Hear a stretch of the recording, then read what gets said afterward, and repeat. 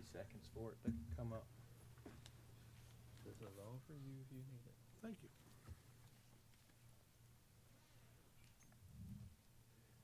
Pop up on the screen once it's ready.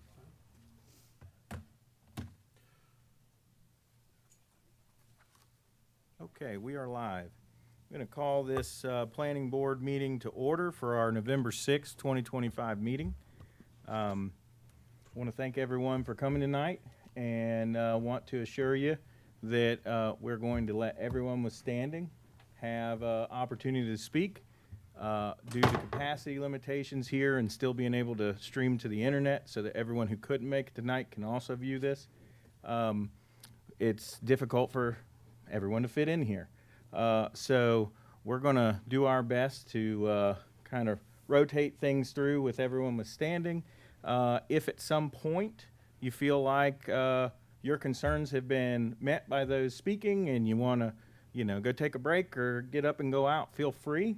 I think we're all neighbors here, so it's kind of a friendly atmosphere, but I also want to make sure we stay cordial as we go through this. I know for a lot of you, this touches you directly, and you have very, very strong feelings about these projects, and so let's just act like we were in church, where we all treat each other with respect and no unprofessional activities, right?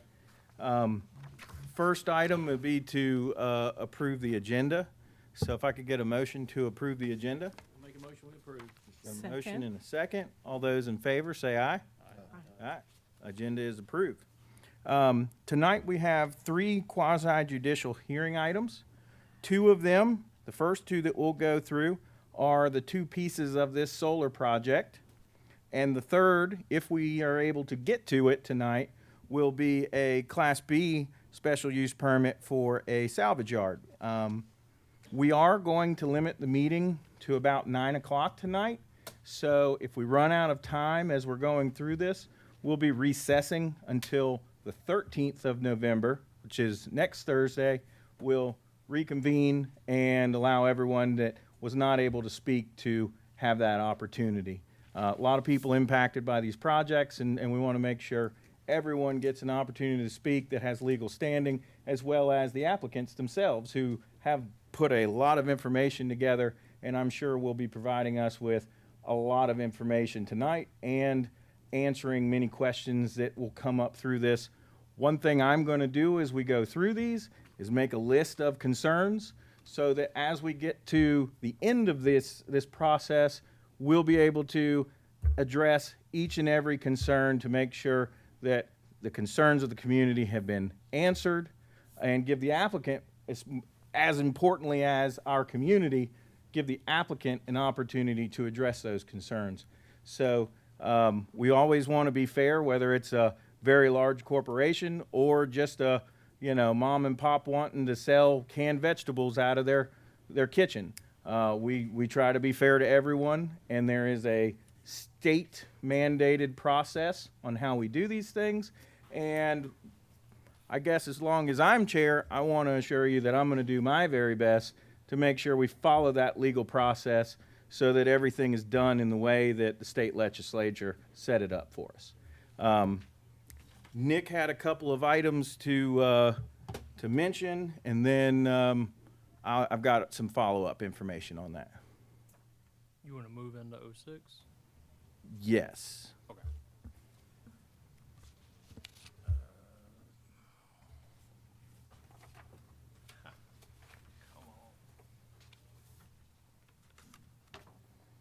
on.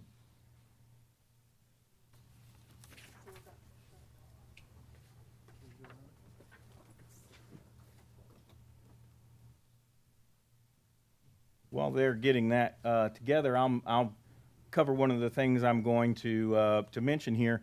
When we look at special use permits, there's 4 criteria that the state have set forth for us to be able to give them a yes vote. Those 4 criteria, and let me just read it as it says: no special use permit shall be granted by either board unless findings based on each of the following standards are made concerning the proposed use. 1, the use will maintain the public health, safety, and general welfare if located where proposed and developed and operated according to the plan as submitted. 2, the use is listed as a special use in the district in which it is proposed to be located and complies with the regulations and standards of this ordinance, including the dimensional regulations as well as those contained in the individual standards for that special use. 3, the use will maintain or enhance the value of contiguous property or that the use is a public necessity. And 4, the use is in compliance with the general plans for the physical development of the county as embodied in these regulations. So those are the 4 things that we have to answer in this. And so I always like to say that up front so that we're all aware of what is the decision-making criteria here. Nick, I'll give the floor to you. Okay, I think we've got it sorted out. If not, we'll work through it. So the first hearing on the agenda tonight was identified as SUP 25-0007. It was a Class A special. 6. I'm sorry, thank you. 6, Class A special use permit for a solar energy system level 3. At this time, Duke Energy Progress LLC has withdrawn that application. So they have withdrawn it. That will not be heard tonight. We will only hear item 07, which we will address in just a moment. However, I do want to make the planning board aware that about 4 weeks ago there was changes to with session law 2025-94.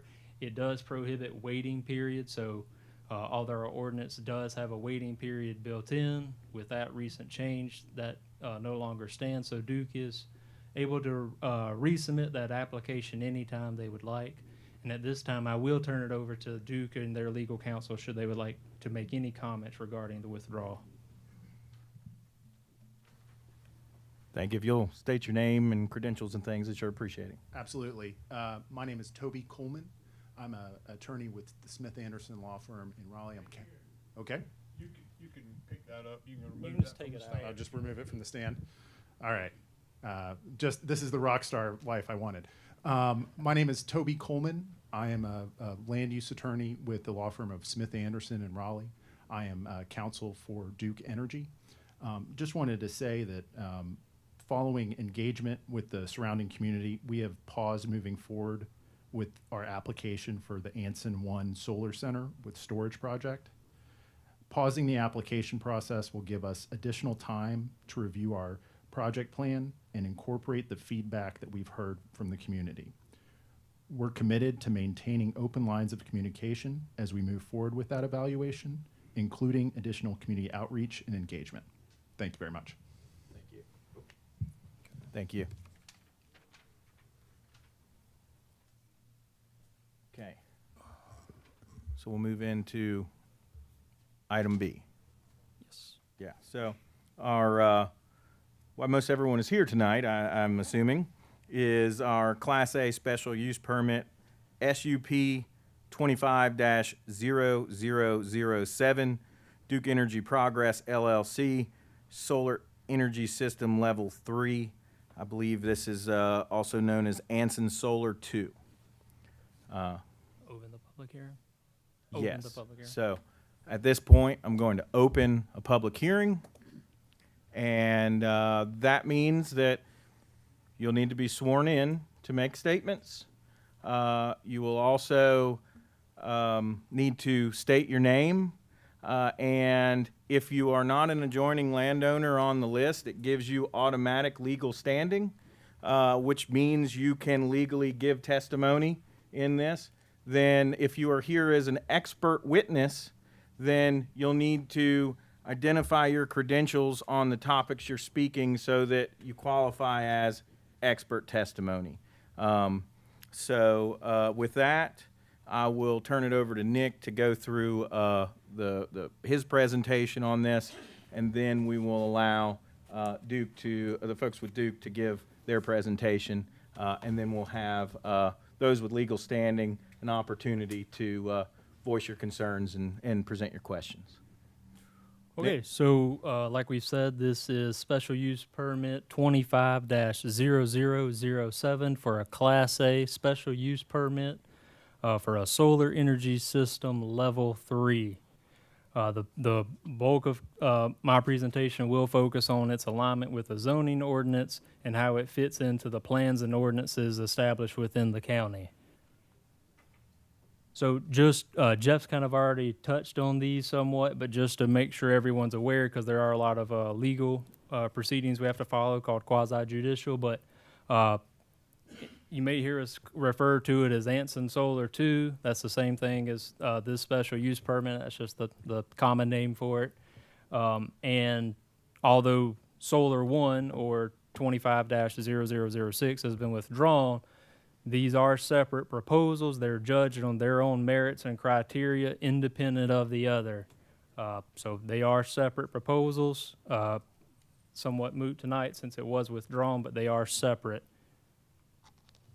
So the chairman's already kind of alluded, there are several procedural matters and regulations we have to follow. In regards to special use permits, if there are going to be any conditions, there are certain rules that the planning board and the board of commissioners will have to follow when trying to attach conditions to the special use permit. Moving forward, there are findings of fact that are required to be demonstrated for any special use permit.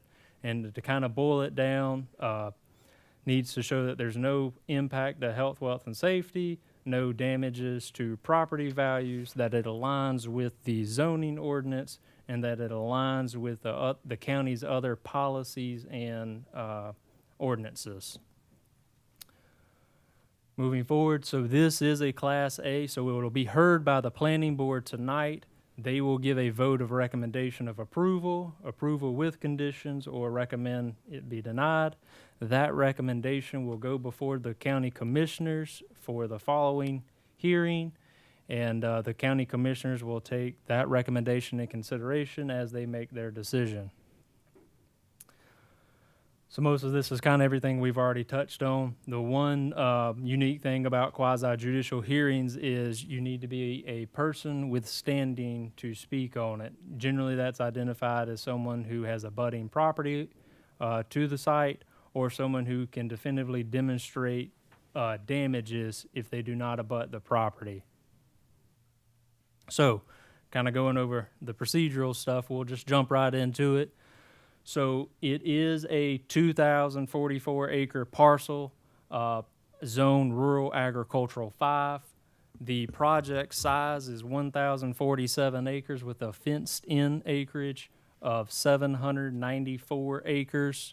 In terms of the solar facility, it'll be a 145 megawatt capacity photovoltaic system with 51 megawatts of BESS, which stands for Battery Energy Storage Systems. So just to kind of go over the general outline of the property, given that it is a pretty large property, it's kind of hard to put into words where it spans, but it does span approximately east to west from Pinkston River Road and to Pleasant Grove Church Road, and west to 109 North. And then from a north-south direction, it extends from Pleasant Grove Church Road to north of Morgan Sellers Road. There are maps on the walls for anyone wanting to know the location specifically, and they will be included in some later slides. The facility in totality is within the county at large. No portions of it are within any municipality or their ETJs. Again, this is the same map that's on the wall should anyone want to have a larger view of it. It's also on the planning department's webpage in the agenda packet. Gives you an opportunity to kind of see it. But for those who are able to see it, it is this parcel outlined in yellow. And again, it's approximately 2,000 acres in size.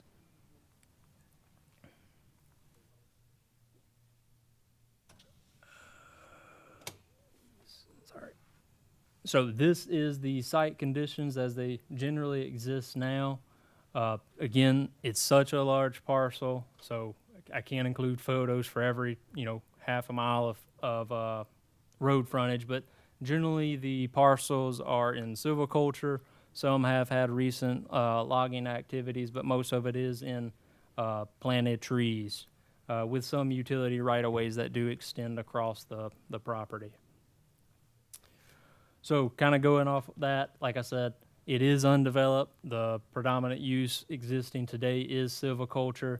That PIN parcel is not enrolled in PUV, which stands for present use value. It's a agricultural program. If you qualify, certain farmers and agricultural producers can receive tax breaks. That particular parcel is not enrolled in that program.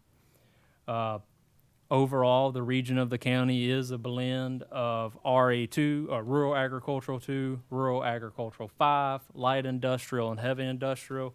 And again, when you come up and take a look at the maps or in the packets online, there is a key so you kind of know what the different shaded colors mean to show that where this is at is kind of a blend and a nexus point of a lot of zoning designations. Pursuant to our county ordinance, which this language goes back quite some time, these sort of facilities are allowed in Rural Agricultural 5 zoning designations, provided that they meet the standards of the ordinance and demonstrate the finding of facts, and then it's approved by the Board of Commissioners. So the next thing we kind of look at when we have zoning or special use permits is we want to see the environmental characteristics of the region, just to know where it's going and know as much as we can about the land while we consider approval. So there are portions of this property that are in a 100-year flood zone designated by FEMA, which is taken into account in their layout of things.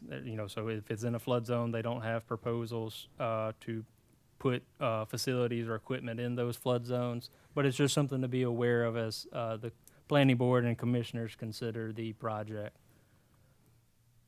Moving forward, there are NWI, National Wetland Inventory, designated wetlands. These are designated by federal agencies as wetlands. Unfortunately, and it may be due to the federal shutdown, that web mapper is down at the moment.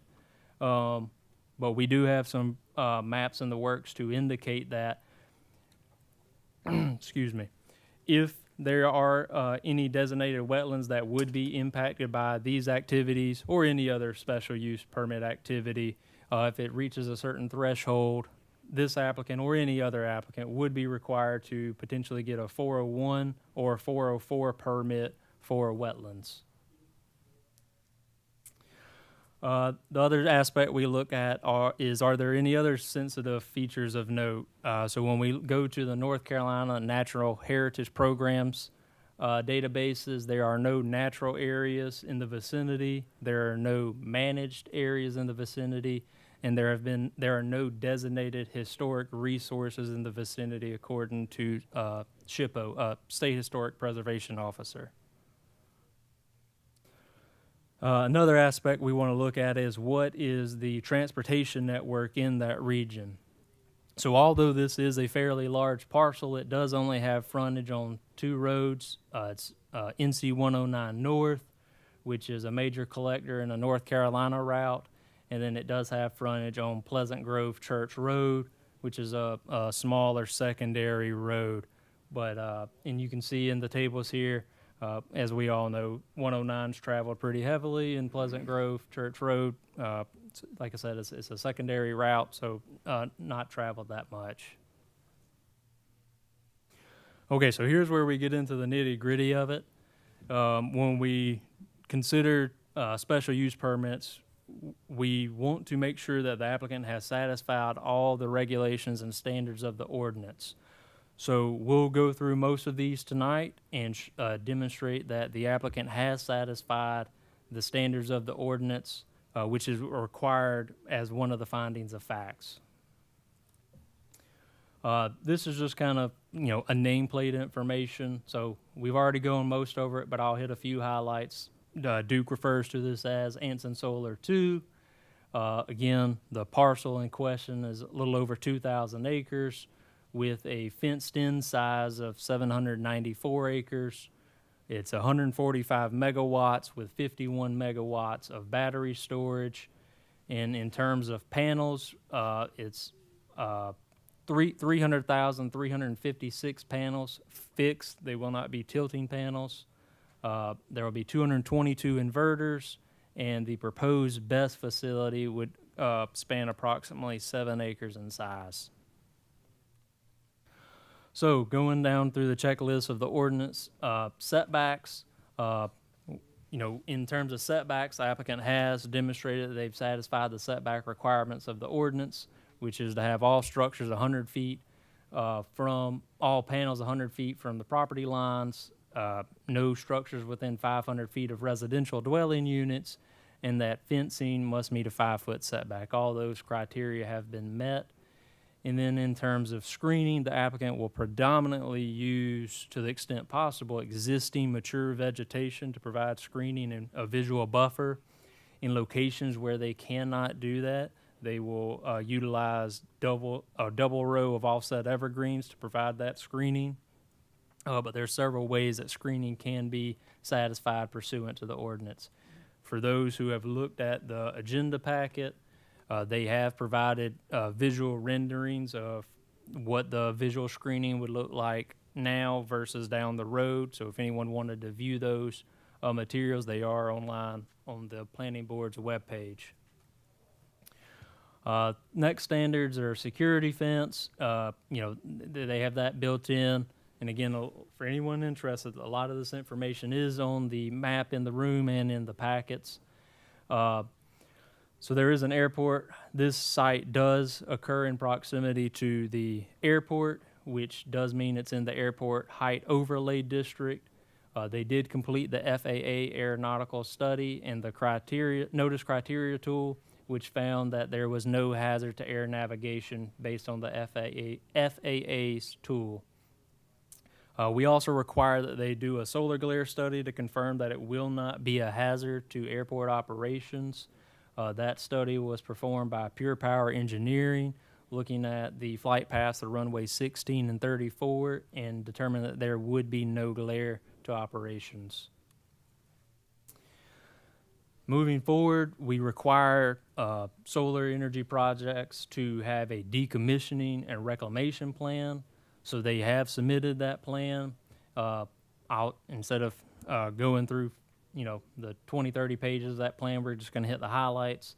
So the plan does anticipate a life of 35 years, and then as required by the ordinance, they would have to decommission it within 6 months of ceasing operations and have 12 months to reclaim the site to its condition prior. Their decommissioning plan does include complete removal of all components, and does indicate that many of the components will be recycled to the extent possible. And like I said, reclamation will have to go back to the pre-construction condition. So they estimate that decommissioning and restoration will cost approximately $14.1 million. Again, they will reuse, resell, and recycle many of the components. What cannot be reused, resold, or recycled, they will look to salvage. They anticipate the salvage value to be approximately $1.2 million, which provides a net decommissioning and restoration cost of approximately $12.9 million. Duke Energy Progress has provided indications that they are AAA rated by multiple agencies to indicate, financial standing.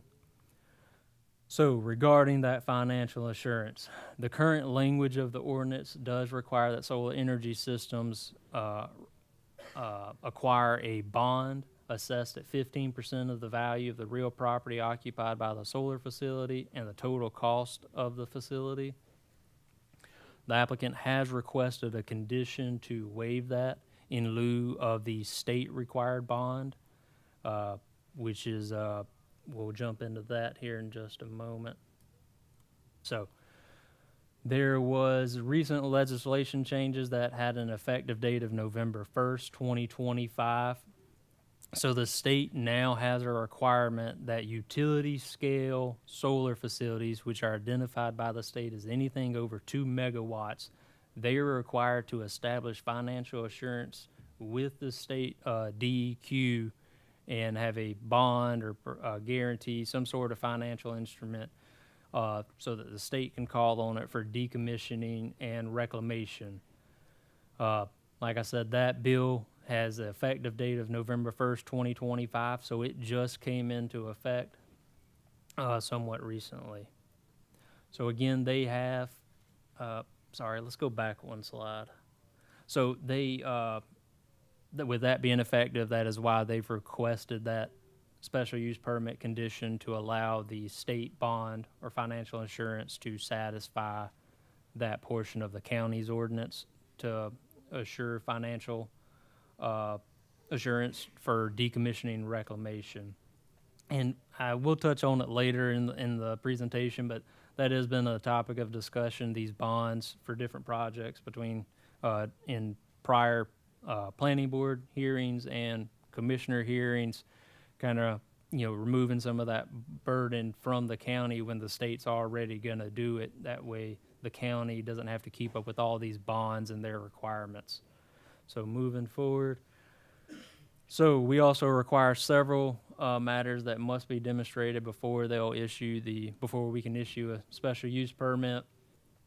One of them is that you need to show a power purchase agreement, which is, normally we kind of use that when it's a third party developer. This agreement basically says Duke's going to make the power and have the power. So, kind of a different way, but just since Duke is the utility provider, so that one would satisfy that. The legal description of the property, the acquisition process is still ongoing, so they did ask, could they provide the description, the legal description and the plat of the property once that process is completed. Given the size of the property, it's going to take a surveyor a considerable amount of time to establish that. So that's one of the conditions they've included. And we also built into our ordinance, just due to the long lead times it can take to get a Army Corps of Engineers preliminary jurisdictional determination for wetlands or anything we need from DEQ.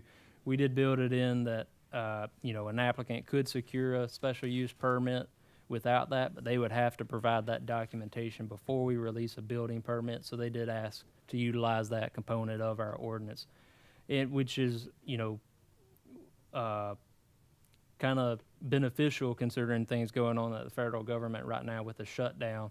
Army Corps of Engineers not even entertaining 404 permits and PJDs. So whether it's this applicant or anyone who wants to develop something, that can always be a beneficial aspect during a shutdown. Okay, so they've also provided the purchaser's agreement for the property, site plans. Again, Duke has provided ample site plans. We do have one posted on the wall, but anyone who wants to view all the site plans and all the dozens and dozens of maps, they are on the planning department's webpage in the agenda section. And then they did provide a statement of justification highlighting how the proposal does align with the county's ordinances and plans, and there's different aspects of the property, which is also in the materials online. We do require several things that we know, won't be established either to do at the time of issuance to be required before the building permit is issued. So we want to see that they establish a DOT commercial access point and a 911 address. And again, it goes back to the permit conditions they requested. If needed, they'll provide that 404 permit or 401 if it's a state permit, if applicable. And then they did ask for a condition to provide the legal description of the property and the plat of the property at a later date, but before issuance of a building permit. So that was a really long spiel. All that to say, in terms if this was a checkbox, they did satisfy every standard of the ordinance that is associated with the solar energy system level 3. Now, the conditions that the applicants have proposed are a separate matter that'll have to be determined by the Board of Commissioners, but they did satisfy the regulatory standards of that type of special use. So, Instead of reading this giant blocks of text, I will just kind of summarize. These are the conditions that have been requested by the applicant. The first one is predominantly related to approval of minor modifications to the plan. That's already built in as something in our ordinance and general statute. So that one's already built in, but they put it in as a condition, so no issue there. They did request to, excuse me, did provide a condition that, they'll work with any other applicable departments, building inspections, DOT, DEQ, to make sure all of their permit requirements and standards are met. Moving on, we've already talked about number 3. But they would provide documentation that they have provided the financial assurance required by that general statute that had the effective date of November 1st, requiring the state bond. Number 4, this is for the items that they were asking to provide prior to the building permit, so the plat, the property description, and any 404 and 401 permit. Regarding number 5, they did ask if they could be any modifications to the types and species of vegetation used for screening. Right now, the ordinance says evergreens with certain, basically they need to be evergreens that can reach a certain height by a certain amount of time frame. If that's something that the Board of Commissioners would like to consider, that does add a little more flexibility to ensure that the facility could be adequately screened. And, we'll talk about it later, but if that's something they would like to implement, it could be in conjunction with either our local extension office or Soil and Water to make sure that they are suitable species for the project site. And we also have plenty of foresters who I'm sure would provide guidance on that one as well. Lastly, they did request a 5-year statutory 5-year vesting period. Statute provides that a vesting period could be 2 to 5 years. Our ordinance currently limits it to 2 years. However, Duke has explained that due to the lengthy process, and I'm sure their presentation will touch on it, that's required for a utility facility of this scale, by a year or two, they'll probably just now be getting all their approvals. So the vesting period would have expired by that point or thereabout. So they did ask to use that statutory 5-year maximum. So moving forward, well, let's go forward one. So in general, since most of the requested conditions do aim to satisfy existing standards of the ordinance or use statutory standards, I don't see any issue with any of these. We can we'll just go through and highlight a few matters on some of them. With the first one, I've already said, that minor modification, it is built into our ordinance. So if they do need to make minor revisions to their plans, it can be handled administratively. So that's already built in. The decommissioning bond, as we've already said, the state does now require decommissioning bonds effective November 1st. Already touched on this one, but this one does allow leadway for the vegetation used for screening, and it can be done in consultation with our local conservation district, Soil and Water Conservation District, and or our local cooperative extension office to make sure it's suitable species that would survive, but also provide adequate screening.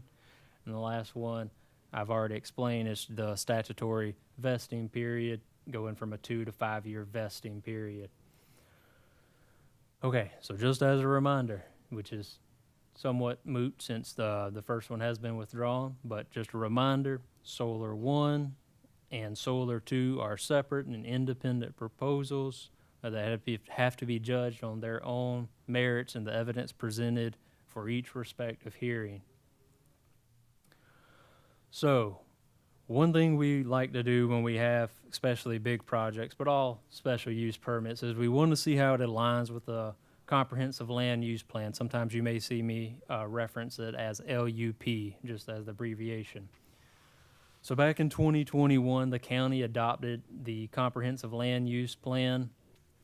And then back in 2024, the county adopted county-wide zoning. Prior to that, we didn't have county-wide zoning. We had what I would consider corridor zoning, where we only had zoning strips along the main highways and some in the White Store area. So that's kind of our regulatory framework when we look at developments and proposals. When the land use plan was adopted back in 2021, it designated most of, and you can see it, and again, this is in the package online for anyone following online. The red arrows here point to locations where there were solar facilities existing when the county adopted its comprehensive land use plan. And through that adoption in the map, they indicated that they found they designated those existing solar facilities at the time as a blend of working farm, rural living, and single-family neighborhoods, kind of indicating that the drafters of that land use plan found that that type of use, solar energy facilities, was compatible with those land use designations. Fast forward to 2024, when the county adopted its countywide zoning ordinance back in May of 24, it designated those zoning areas a blend of RA3, R20, and rural agricultural 3, medium density residential, which is R20, and LI, which is light industrial. Those weren't applied as consistently. It was somewhat sporadic, but what we've done through what the drafters of that ordinance at the time, through that designation, they indicated that these facilities were consistent within those zoning designations as well.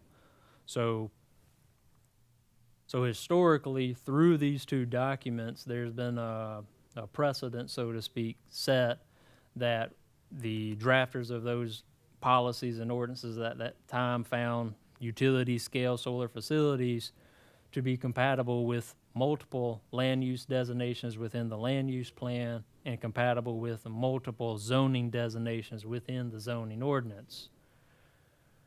So that kind of sets the history and the precedent for prior facilities. The next aspect that my report kind of dives into is the best safety response.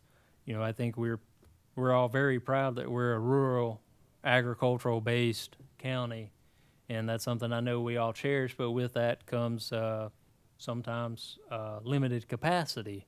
And so just given our rural nature and capacity, we don't always have the most, right now we don't have the capacity in some ways to respond should some sort of thermal runaway or fire incident break out at one of these facilities. So it was my recommendation that the Board of Commissioners consider the safety response to best facilities when they consider approval. And so then from there, from my analysis, I did provide additional special use permit conditions recommended to the Board of Commissioners for consideration. One being based on notification for tax assessment. So basically, if Duke upgrades any facilities, components, or assets, send the planning department as well as the tax department a notification, which they would get anyways. The county sends it out annually, but this just further solidifies it. That way, we're capturing the full value of the property in terms of taxable assets. Next, I recommended that they do work with our emergency management and fire marshal to establish an emergency response plan. That way, if something ever does happen at one of these facilities, our local emergency responders know how to respond and respond appropriately to this type of incident, considering it would be a new type of infrastructure for our county, and I think it's prudent to establish that sort of response plan. Next one is just to ensure that the BEST is designed to safety standards and building codes. These are required anyways, based on simply on building code, but it just further solidifies that, we want it built to the building code and applicable requirements. Next, I did recommend a condition just in case of some sort of emergency incident. Make sure there are roads accessing the facilities, staging areas, just in case something does happen. That way, there is access for response and emergency personnel. So, in totality, these conditions aim to protect the county, essentially, just in case there is some sort of incident.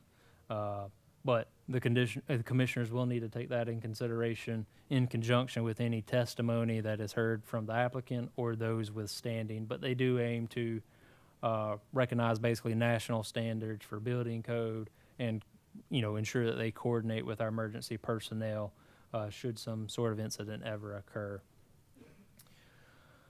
Another aspect we want to look at is, zoning ordinance is not the only ordinance we have in the county. We have a book full of ordinances, really. I went through several of our ordinances. We have the management of hazardous and low-level radioactive waste ordinance, the solid waste management ordinance, the noise ordinance, and the voluntary agricultural district ordinance. The proposed facility and its operations are not in violation of any of those ordinances or in any conflict with them in any way. So, given all that and the history and the precedent that has been set with prior solar facilities, the fact that they have satisfied the standards of the ordinance, it is recommended from my department basically on those two aspects that the project be recommended for approval. However, I do want to stress that this recommendation not be taken in a void. It needs to be considered in the context of evidence presented by Duke to ensure that they have satisfied the standards of the ordinance. They have met the 4 required findings of fact. And again, I recommend to the commissioners and this board to consider those special use permit conditions which aim to address safety aspects of the project. But that is what the recommendation rests on, is the historical precedent and the fact that they have met the standards of the ordinance. I can't really comment on them satisfying the findings of fact. I haven't heard their expert testimony to satisfy those, so those are something that the applicant will need to demonstrate to this board and the Board of Commissioners. So that's why it's not taken into consideration in my presentation. It hasn't happened yet, so I can't really comment on that. So this just summarizes, based on those criteria, it is recommended for approval. Tonight, the planning board will hear that expert material, and they'll give a recommendation of approval with the conditions, or a recommendation of denial. And as long as we proceed with the hearing tonight and we don't recess or anything of that nature, the commissioners will hear it at the following Board of Commissioners meeting. So, at this time, let's go one more. Let's go back one, sorry. So, at this time, are there any questions from the board for anything discussed in my presentation before I turn it over to the applicant? What is the state bond as far as how much is it? DEQ has a very lengthy 25-page document where they basically go through the worksheet to determine the value of that bond. Until Duke submits everything to them, I don't know the value of that bond because some of it's based on cost, which are not realized yet. So, independent on, they may make modifications that would change the value of that bond. But it is managed by Department of Environmental Quality. Any other questions for me? I'd like to I guess, more make a statement on, and I'll refer to our county attorney, because we have so many people with standing that would like to make comments tonight. Is there a way that we can swear in the whole room at one time, or do we need to do that individually? Yes, a mass swearing in would be fine. Do y'all have any objection to that? If they have no Thank you. objection to it, then both sides are in agreement, we can do it. Then I would ask that the next step we take here would be the mass swearing in of everyone present, so that then anyone can just come up, state their name, your contact information, and be able to make comment. So just to remind everyone, we are focusing on those with legal standing. So we do have a spreadsheet we'll check through just to make sure you're an abutting owner. If you're not, you'll need to be able to demonstrate damages from the proposal. But at this time, with the applicants and anyone who is an abutting landowner or those who can demonstrate damages from the proposal, please stand and raise your right hand. Do you affirm that you'll tell the truth, the whole truth, and nothing but the truth on the matters presented on tonight? I do. Are there any objections or abstentions? Okay. Being that there are none, I will turn the presentation over to the applicant.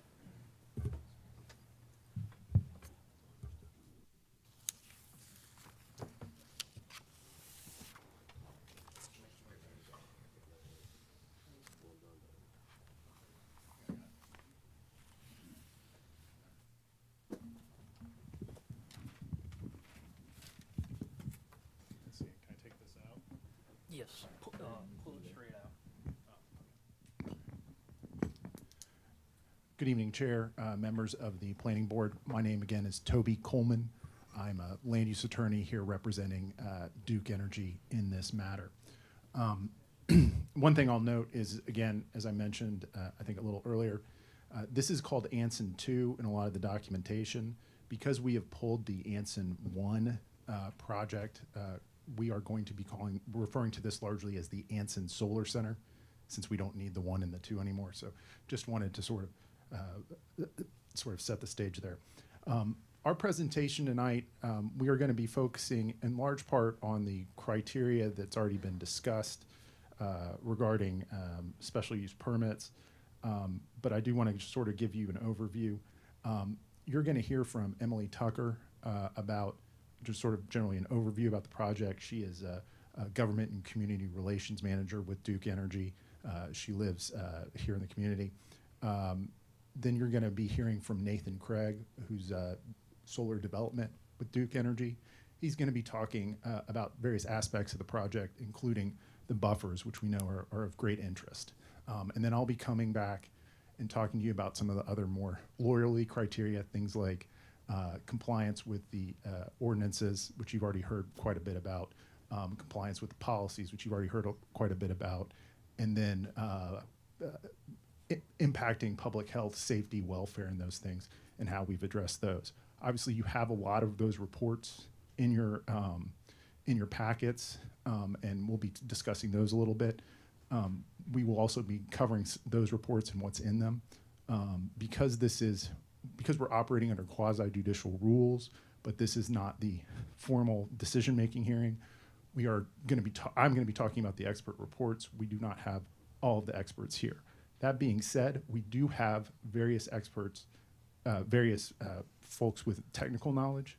So if there are questions that come up afterwards, we have a number of people who can answer a number of questions that may go beyond my knowledge or those folks' knowledge. So, And what I'll say, Toby, is what we've done in things like this before with a large public presence. You'll present, public will do it. I'll make note of questions they have, give you all an opportunity to address those as well at the end. yeah, well, you actually just jumped to what I was going to say, which is we're happy to take that opportunity at the end. So that makes a ton of sense. So with that, I'll hand it over to Emily Tucker.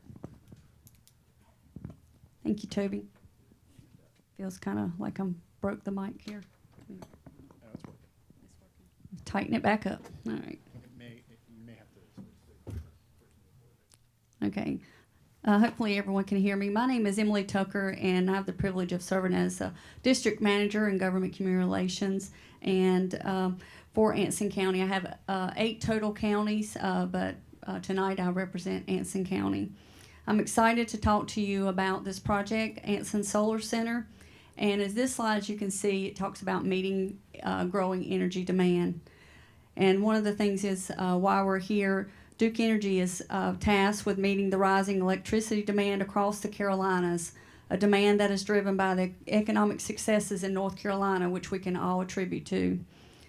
We are addressing future energy needs across our service area by implementing a diverse energy mix and updating the electric grid, while maintaining reliability and managing costs for our customers.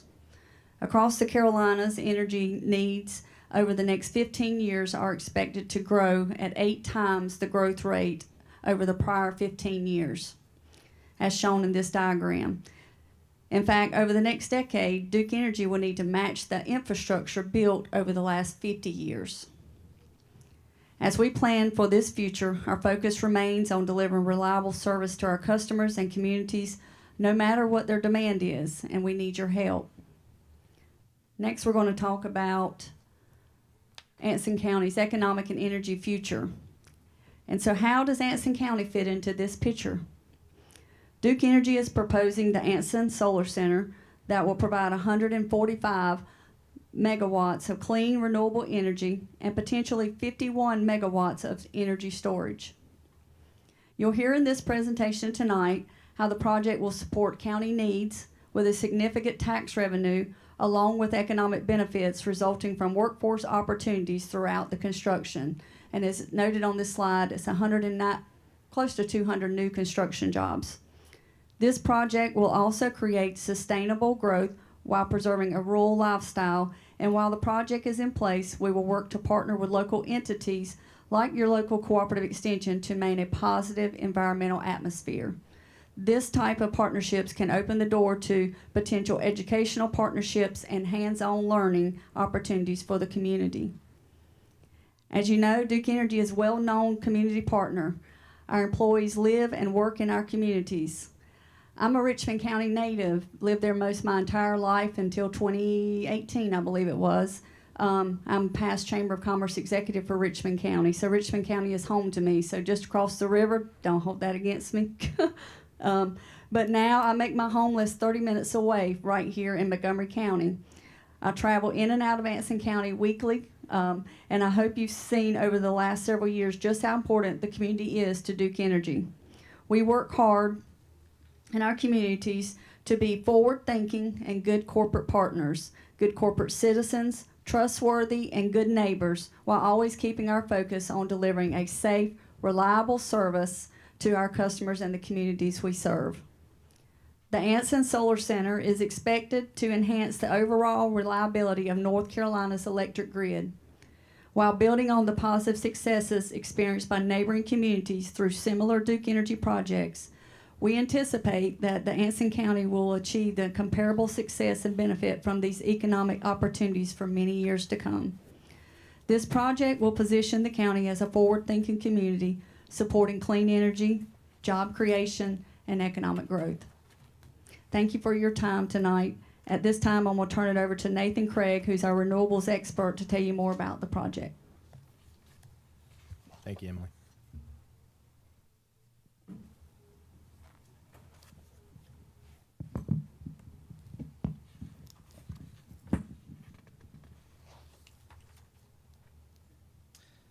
Good evening. I'm Nathan Craig. I'm a renewables energy developer with Duke Energy. I'll be going over kind of providing some project overview before I turn it over to Toby for closing statements. Couple of things, what we're proposing to do is construct a 145 megawatt solar facility with the potential for a 51 megawatt energy storage system. Duke Energy has an option to purchase a portion of the parcel, approximately a little over 1,000 acres, which we would use to construct the facility. The solar panels, which would be a fenced area, is approximately 794 acres. The remaining acreage, will be made up of the vegetative buffer, the setbacks, the wetlands, the wildlife corridors, all those would be predominantly left undisturbed, will not be within an enclosed fenced area, and that would allow wildlife to traverse and move back and forth between the sites. Capital investment, what we've estimated is a little over $450 million. What that equates to is approximately $12 million in increased tax revenue to the county over the life of the project. When you put that in perspective, that's a 28 times increase in tax revenue when you compare it to the tax revenue generated by the property today. Typical construction project of this size takes roughly about 12 to 18 months. What we would plan to do here is initiate construction in the mid to late 2029 timeframe, with the facility coming online by the end of 2030. That timeline to start construction includes, we'll have to get approval from the Utilities Commission. We'll have to obtain all our necessary environmental permits. We'll also have to go through a transmission interconnection study. We're also trying to manage multiple projects across the fleet, so that's where this project would fit into the construction schedule. Current property use is silviculture. So this project, or this property, has been used, developed with the intention to grow trees, to harvest those trees, and to sell those trees for a timber investment. What we would do again is purchase a portion of this property for the solar site. The remaining portion, which is roughly over 1,000 acres, would remain in that silviculture land use activity.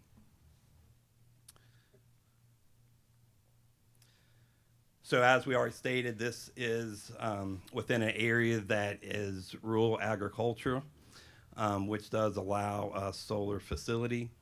It's important to note that this facility is bordered to the west for light and heavy industrial. Again, the area to the east, immediately east of the project, would remain in silviculture, as well as the area to the north. And then the area to the south, again, will be rural agriculture. Again, we would just be purchasing a portion of that property. That is, and it's also important to note that this property is not in active cropland or farmland production. So a good question, or a question that we typically have, is why this site? This site presents a unique opportunity for several reasons. One of which is it's a large contiguous property that would allow the development to occur of a utility scale solar. It's also in a rural environment where there's few residential neighbors that abut the property. Again, as Nick's already mentioned, the property has limited road frontage. Again, that limits or minimizes the impact on the community, with only a small section bordering Pleasant Grove Church Road, and then a small section bordering Highway 109. Another unique aspect about this property is there's a transmission line that traverses across the property that allows us to connect the solar facility to the transmission system without the need for additional right-of-ways, additional transmission line, transmission poles, again, minimizing an impact to the public. And one other positive benefit here, as we'll get on to the next slide, is it's in existing silviculture. That will allow us to utilize the existing vegetation as a visual screen for the solar project. And the benefit there is, it's already established. So there's pretty much instantaneously visual impairments from the community and from the public for the solar facility, except for some small areas around Pleasant Grove Church Road. And here leads to our vegetative buffers. So as you can see, the double green line, those are the areas where we would utilize existing vegetation as that vegetative buffer. Those yellow areas is where we would look to establish the double row of evergreens to ensure there's proper screening from the public and the community. In addition, if the additional vegetation does need to be supplemented, we'll do so to ensure there's proper screening there. And as this kind of notes, there's just that small area on Pleasant Grove Church Road where we would have to install or plant additional evergreens. The area on the western side that would need additional screening or would need double row of evergreens is bordered by a wetland, which we would expect the current landowner to maintain there. So here's just a view of that area of where the project kind of abuts or has that road frontage along Pleasant Grove Church Road. That area is approximately a mile long. Half of that area, there is an existing vegetative buffer that we would be looking to retain.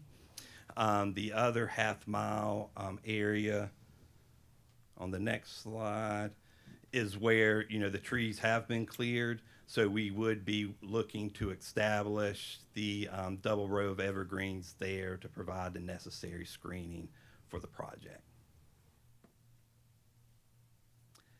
And with that, I'll turn it over to Toby.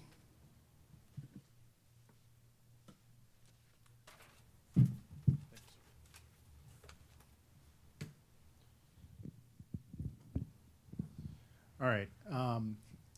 I'm not going to go back through. I think y'all did a really good job. I think it's the findings of fact standards have been read twice because I think you read them and then Mr. Addison read them. So I won't read them to you, but these are the lodestar here in any special use permit process. These are the criteria that we have to meet. And if we meet them, then we've made our what's known as our prima facie case, to use a very lawyerly term. In other words, we've met our standard, and then there has to be competent and material evidence in contrary before there's a denial. So just want to go over some of the basics. Mr. Addison has already covered a lot of these. This property is zoned RA5, and just wanted to pull the table of permitted uses to show that a type 3 solar energy system, which this would be, is permitted in the RA5 zoning district as a special use. So that meets criteria number 2. And then what you also heard tonight from Mr. Addison is that this project meets all the criteria under the zoning ordinance for solar systems. And just this highlights a couple of instances in the staff report where Mr. Addison wrote that. He's also testified to that, so I'm not going to go over that in any detail. Again, and similarly, there's a standard number 4 requires compliance with general plans for development. As Mr. Addison went through, that goes to things like other ordinances that the county has, what I call the comprehensive plan. I think you guys call it the LUP, again, we have some quotes here from the staff report that basically say, consistent with the history of the creation of the comprehensive plan and the fact that things like land that was designated, things like working farm, which is what this property is designated in the comprehensive plan, the future land use plan. The fact that property that was already being used as solar farms was designated as that, it's considered a consistent use. We'll also note that there's case law from the North Carolina appellate courts that say that where the zoning allows a use as a special use, then it is considered consistent as a matter of law. One of the things that y'all have in your packet, one of the expert reports we provided, is a report from Kirkland Appraisals. They are licensed appraisers. We asked them to take a look at the impact of a solar farm on the valuation of the surrounding properties. That is, again, one of the requirements in the special use permit. The report found, and this is just a highlight of the report found that there's no impact, there will be no impact on home values and no impact on abutting or adjacent vacant residential or agricultural land. And there you have a sort of a outtake of their qualifications there. Finally, wanted to spend some time on public impacts. We know that's not only just an important part of a special use permit, but we know that that's why a number of neighbors are here. We held a informational session, or Duke held an informational session back in early October. We had a number of folks come out for that, and we had some great conversations with folks. This is a facility that would produce emissions-free energy that is safe. Solar panels are non-toxic. This is there's a health and safety report that was put together by a licensed North Carolina engineer, and they found that there'd be no sort of local heat island effects, no increases in heat in the area. These solar facilities do not produce an odor. They don't, as probably is obvious, they also don't have any traffic impacts. So once they're after construction, once they're in operation, there's not a whole lot of visitors. These are monitored remotely, so there's not even daily trips. The equipment that produces noise in the facility has been spread out. We're showing here the battery facility. Excuse my hand motion. We're showing here in blue where the proposed battery storage facility would be. It would be about 3,500 feet from the nearest residence and 3,000 feet from from Pleasant Grove Church Road.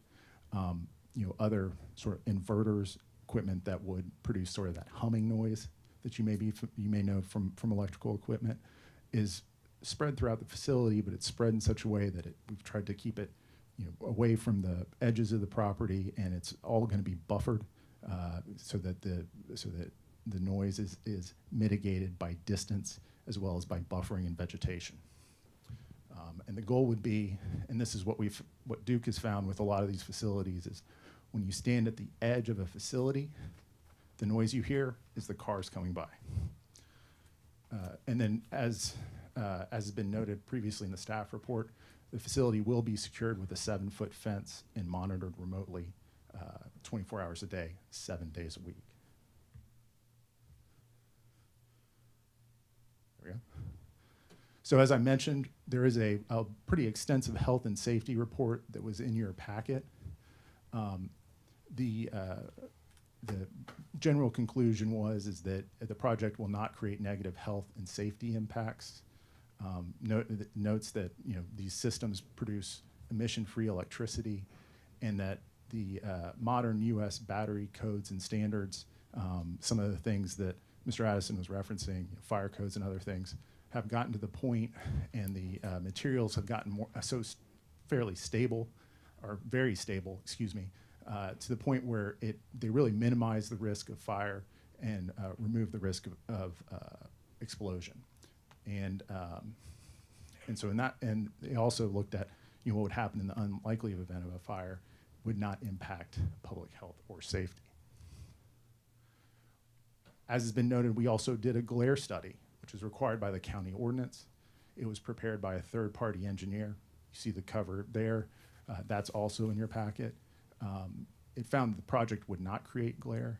There's also screening, as was outlined by Nathan, that would help prevent glare around the site and mitigate it. The solar panels also have anti-reflective coating, which further reduces glare and prevents glare. You'll see on the screen here, there's a solar, excuse me while I'm just pulling up something here.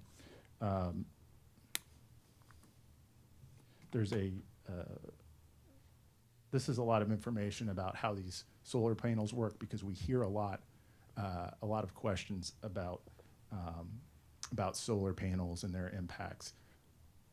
All of this sort of boils down to this, and if you have questions, there are people who have far more expertise than me, but what I can tell you is this. These solar panels that are designed today are self-contained, and they don't leach into the ground. The primary material in them is silicone. And I am not a scientist, but my understanding is silicon's in sand, it's in dirt, it's one of the most common elements around. So, and Duke has decades of experience with safe operation of these, and again, they're going to be monitored 24/7. In terms of, we do want to address the battery storage facility that's proposed. We are happy to work with staff on the proposed conditions. Those were things that we've sort of preliminarily discussed with staff, is my understanding, but we haven't yet had a chance to sit down and really sort of talk through the technical details. These are all subject to national fire safety standards, which are listed up there. So that's one of the elements of a potential condition that we'd be happy to address. One of the things to note is these are over the last 10 to 15 years, the batteries have gotten far more stable. The materials have gotten more stable. Just looking at my notes here, there's been a 98% reduction in failure rates over the last 8 to 10 years, and the designs have gotten to the point now. These battery facilities are basically like the containers, the big Connex containers. There's layers of protection built into them. So internally, you have sort of listed there. There's sort of self-isolating cells of these batteries. There's firewalls, both physical and otherwise. There's early detection sensors. There's ventilation and cooling, and there's also, again, remote monitoring to ensure that if something happens, it can be shut down.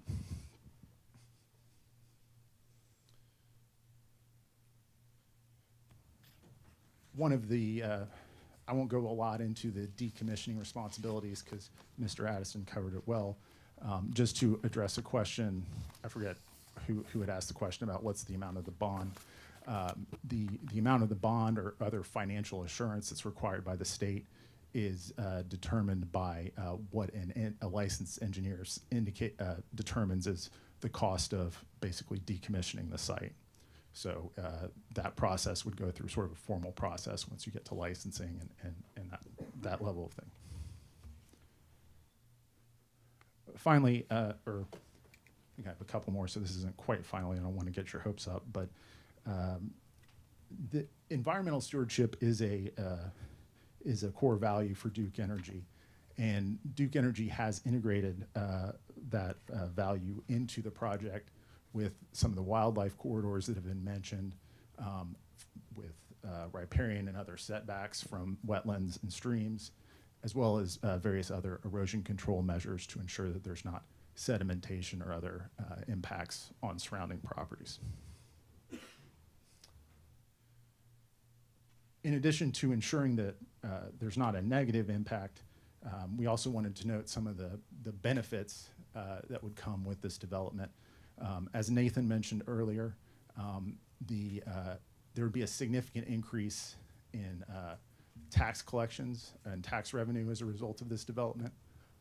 Some of that would be from higher property taxes. A lot of that would be from taxing the equipment that's on the site. The estimate, again, which is in your packet, is that this would increase over 35 years. The tax revenues from this portion of the property would go from $400,000 to well over $12 million, which is a 28x increase. That could be used by the county for a variety of their priorities, including economic development, new vehicles for the sheriff or other county agencies, as well as for the schools, for playgrounds or other things. And then as was noted by Emily, there's also economic impacts from the construction, including about $5.5 million during construction. That's that 12 to 18 month period, as well as about $1.7 million during the operation of the facility itself. And so with that, we thank you for your time. Happy to take questions. My understanding is you guys are going to wait to ask us questions until after testimony from the public, but however you guys would like to do it. Yeah, what we generally will do is, if any of the planning board members have some questions, go ahead and ask some of those. I imagine some of those have a chance of answering some of the public's questions. And then as we get into the comment period from those with legal standing and expert witnesses, then we'll be noting those questions so you have another opportunity to answer those. I have a question, Jeff. Yeah. Is there any fire suppression built into your battery system? Yes, but I'll go ahead and hand this one off. I mean, other than just firewalls, I'm talking Yeah. other stuff. Justin LaRoche, Duke Energy, Director of Renewables Development. Fire suppression is an optional standard within typical batteries today. It's not common. The best fire is by design. So you'll notice that picture was really, really tight. There's very little air within that Connex box. Fire needs oxygen, limited amount of oxygen. You're going to limit the amount of the potential size of a fire. Each individual cell, that little black box, kind of the size of a computer monitor, per the National Fire Protection Association standards, require that each individual battery be designed to minimize the propagation, the spread of fire to the adjacent cell. So they're really just designed to minimize the opportunity for a fire, and then if there is a fire, it's going to be relatively small and not spread. Then you got those firewalls in between each rack. In addition to the sensors, the batteries actually have a cooling system, an active cooling system, to manage the temperatures within. So like a sprinkler system within it is not common. You really don't want to add fire suppressants to a fire as well. You're adding more chemicals into that combination. And then a big misconception is, from a fire response standpoint, the need to spray out a fire with water. You actually don't want to do that in a lithium-ion, lithium phosphate battery. It's a different chemical makeup than like your electric vehicle batteries. So we mentioned the increased stability of these batteries, but adding water to it can actually help it, could make it spread.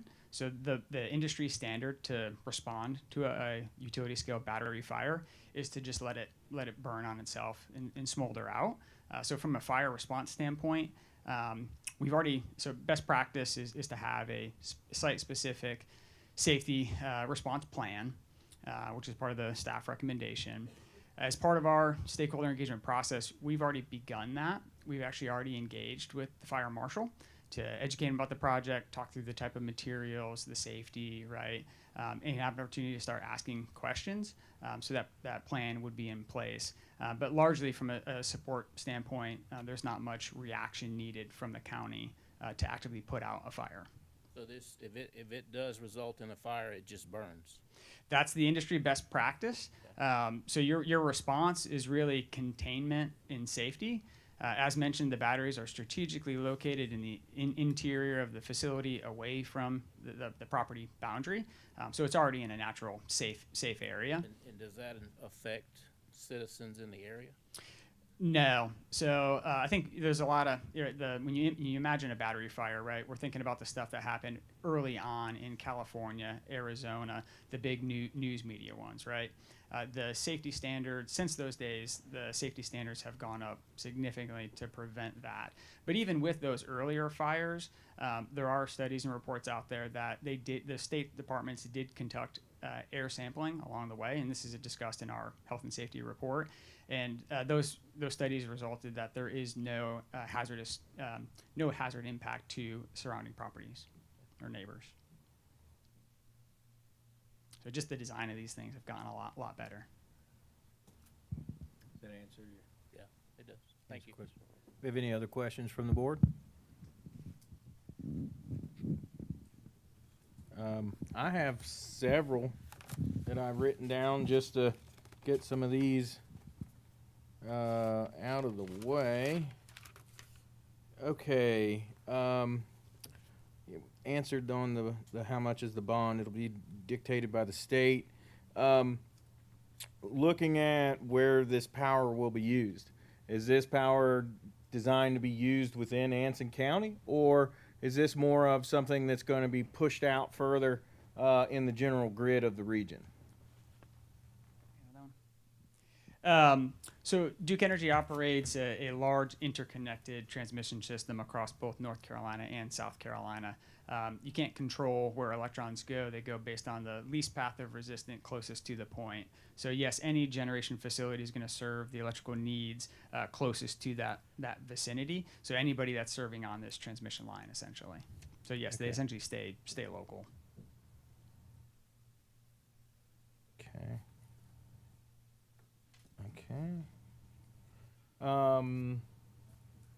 Looking at beyond the jobs created with the construction of this project, does Duke have any plans to advertise this green energy to businesses looking at locating in our region where they could potentially use this as a justification for coming to Anson County over another community? Yes, and we often continue to hear that from new large load customers, right? A lot of corporate entities have their own sustainability standards. North Carolina still has a carbon neutrality target, zero carbon emissions by 2050. So Duke Energy, we currently have another 20 such facilities of these that we've cited and will be building before the end of the decade. So there's a tremendous marketing opportunity presented here. And do those other 20 facilities or so approximately, do they have the BESS systems included in them as well? It'll be a mixture, not quite 50-50, but yeah, a good portion of them will be co-located batteries. Do you have, get back over to that, do you have any of those BESS facilities operational currently? We do. We've actually started to even retrofit some of the early solar facilities that we did. Just like we talked about the advantages of this facility. So an existing solar facility already connected to the grid, great opportunity to go ahead and add a battery there as well. You've got the existing generation. You can use the solar facility to charge the battery during the shoulder hours, not during peak times. And then you redeploy, you dispatch the battery. In other words, so yes, the North Carolina Utilities Commission governs our resource plan, the mix of generation that we use to meet our cumulative customer needs. And this most recent plan calls for over 5,000 megawatts, so 1,000 times this, right, of new energy storage facilities needed over the next 10-year planning process just to continue to meet customer need and maintain system reliability. Okay. Let me go back on some of these others.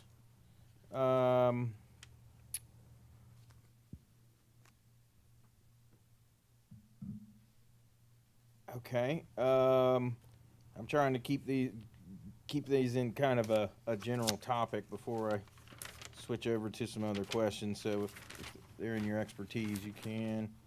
Okay, looking at worst case scenario, right? There's a fire. It's a bad one.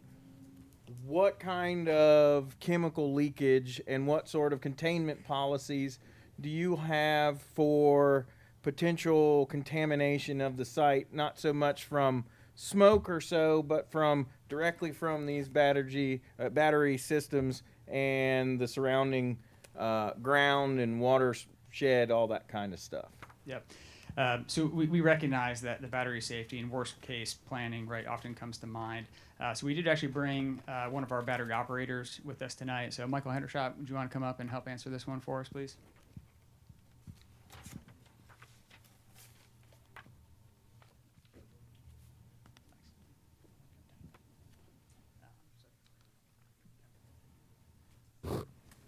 Yeah, looking at if there's a battery leakage, either from a fire or some other major malfunction, and this spills out of the Connex container, right? What procedures, what sort of facility improvements are put around these Connex containers to mitigate that sort of risk?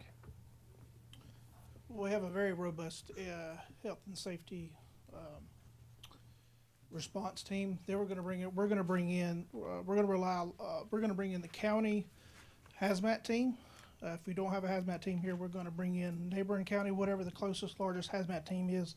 They're going to make recommendations on how we need to contain that. If we need to bring in equipment, if we need to bring in third-party containments. That's why it's a big push to not add water or suppressants to it because we've acerbated the incident. We've created that flow or that additional residue on the ground. And then in addition, so if you had an event, right, you're gonna have to do some testing, some soil testing to see if there were any leakage. There's plenty of local regulations, state regulations where we as the asset owner are responsible for identifying and then remediating those. So there's no, just to clarify, and I think on some other things that aren't directly related, right? So it's a little apples to oranges, but just for the sake of conversation and getting down to the core of this. So I'm going to say it as a question. Is there some sort of concrete or other sort of containment thing built into this area, the 7 acres you'll be putting these battery systems? And I think of in the sense of like if you put in if you legally put in any kind of petroleum tank, right? Now you have a concrete collection slab, all these things that are legally required. Is there anything like this for this? And I think to clarify the big concern from the public that we've heard about this is a very close, very important watershed for our water system that is not very far upstream from our intake facility on the PD River. And so even a small contamination could potentially give long-lasting impacts here to our community. That, you know, there's a lot of people who, when they reached out to me, that was their concern is what happens if this gets into the ground and the water? How are they doing anything to prevent that? What sort of things are doing? And So NFPA 855 is a standard, a national standard, that addresses how we construct these sites, what's required, and it meets that need. It meets that flow. If something gets into the ground, is there a catch basin? Is there an area that it goes to, and then we have a mat in?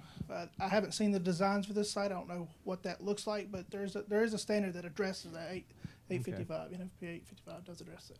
And that is NAP 855? 855. Okay. It speaks to the construction of the site, how it's designed, also to the construction of the battery containers, how they're designed, how they're monitored, and all those multiple safety layers that are built into these sites to even prevent even getting to this escalated situation. Thank you. I think then on top of that, we have to abide by any state regulation for hazardous materials as well. So we'll follow any state rules, but typically, no, there's not any additional containment needed. Sometimes you can see like transformers may have a containment pool around it, right, for a leakage. They're just simply not designed like that, and no state law requires any specific. So usually they come on in shipping containers, prefabricated on a skid. And then you can either do a concrete slab on top of, or you just mount them on top of piles driven into the ground. And then it's usually going to be gravel around it. Okay. Looking at, make sure I get on. Looking at the screenings, will you all be using native species? You want to?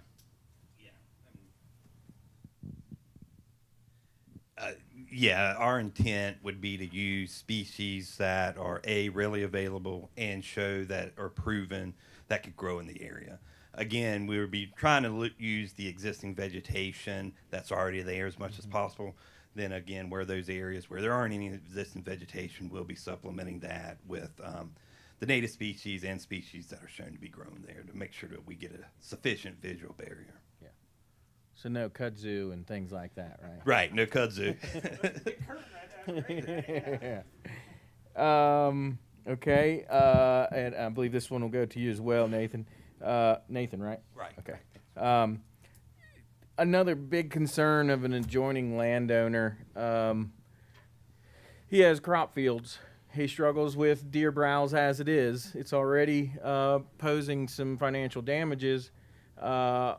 Are there any studies? Is there any data you can provide as to, what he can expect afterwards? His concern, and several farmers' concerns in the area, is that with roughly 800 acres in the fence, that there's going to be an extremely high increase of pressure, browse pressure from deer that may mean that a lot of their acreage is no longer viable for crops. I mean, this county has a substantial deer herd as it is, and anytime there has been development around crop fields, those farmers have unfortunately been negatively impacted. So, what can you state on that? Are there any are you doing buffers wider than you have? What can you state on potential impacts to crop yields from neighbors? Well, with regards to wildlife, we have incorporated several wildlife crossings.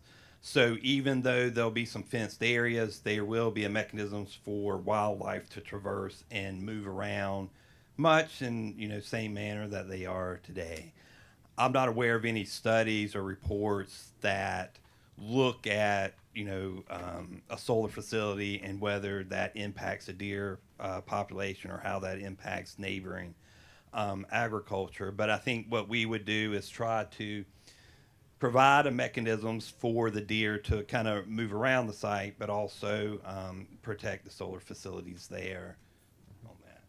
I think another thing to consider, and I'm a North Carolina hunter, not a very good one this season so far, but the land is fully in timber. Not much vegetation grows, right, other than the trees, pine needles growing on the ground, falling on the ground. So I don't think we'd be losing much habitat, right, or vegetation for the deer to eat, to then force them to be eaten, right, going off to somewhere else.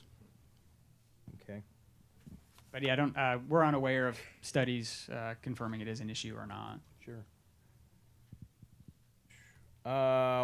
Another one that was asked by a number of people leading up to this meeting. Currently, we have state tax subsidies on solar.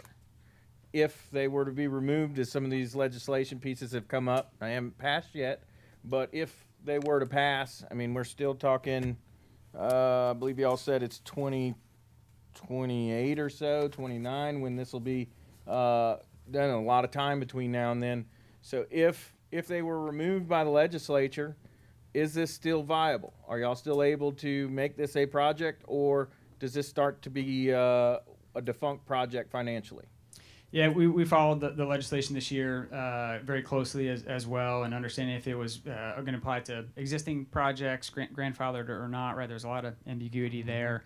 Hard to answer that one, right? But I think generally the industry, so North Carolina ranks number 4 in the country with cumulative installed solar, robust market.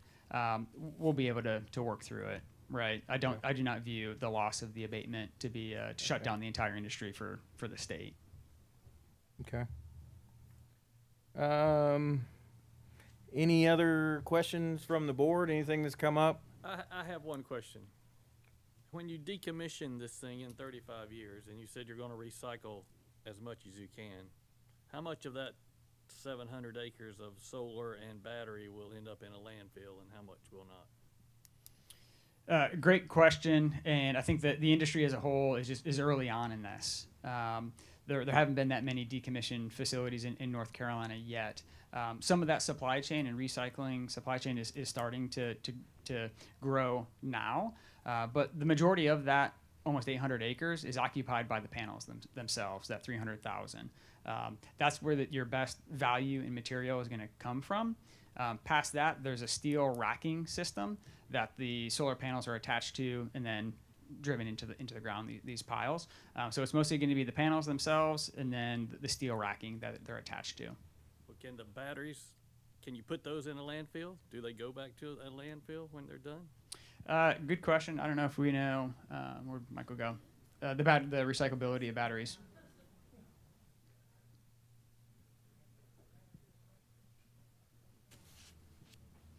Yep. We would have to bring in a third party to recycle those. It wouldn't go into a landfill.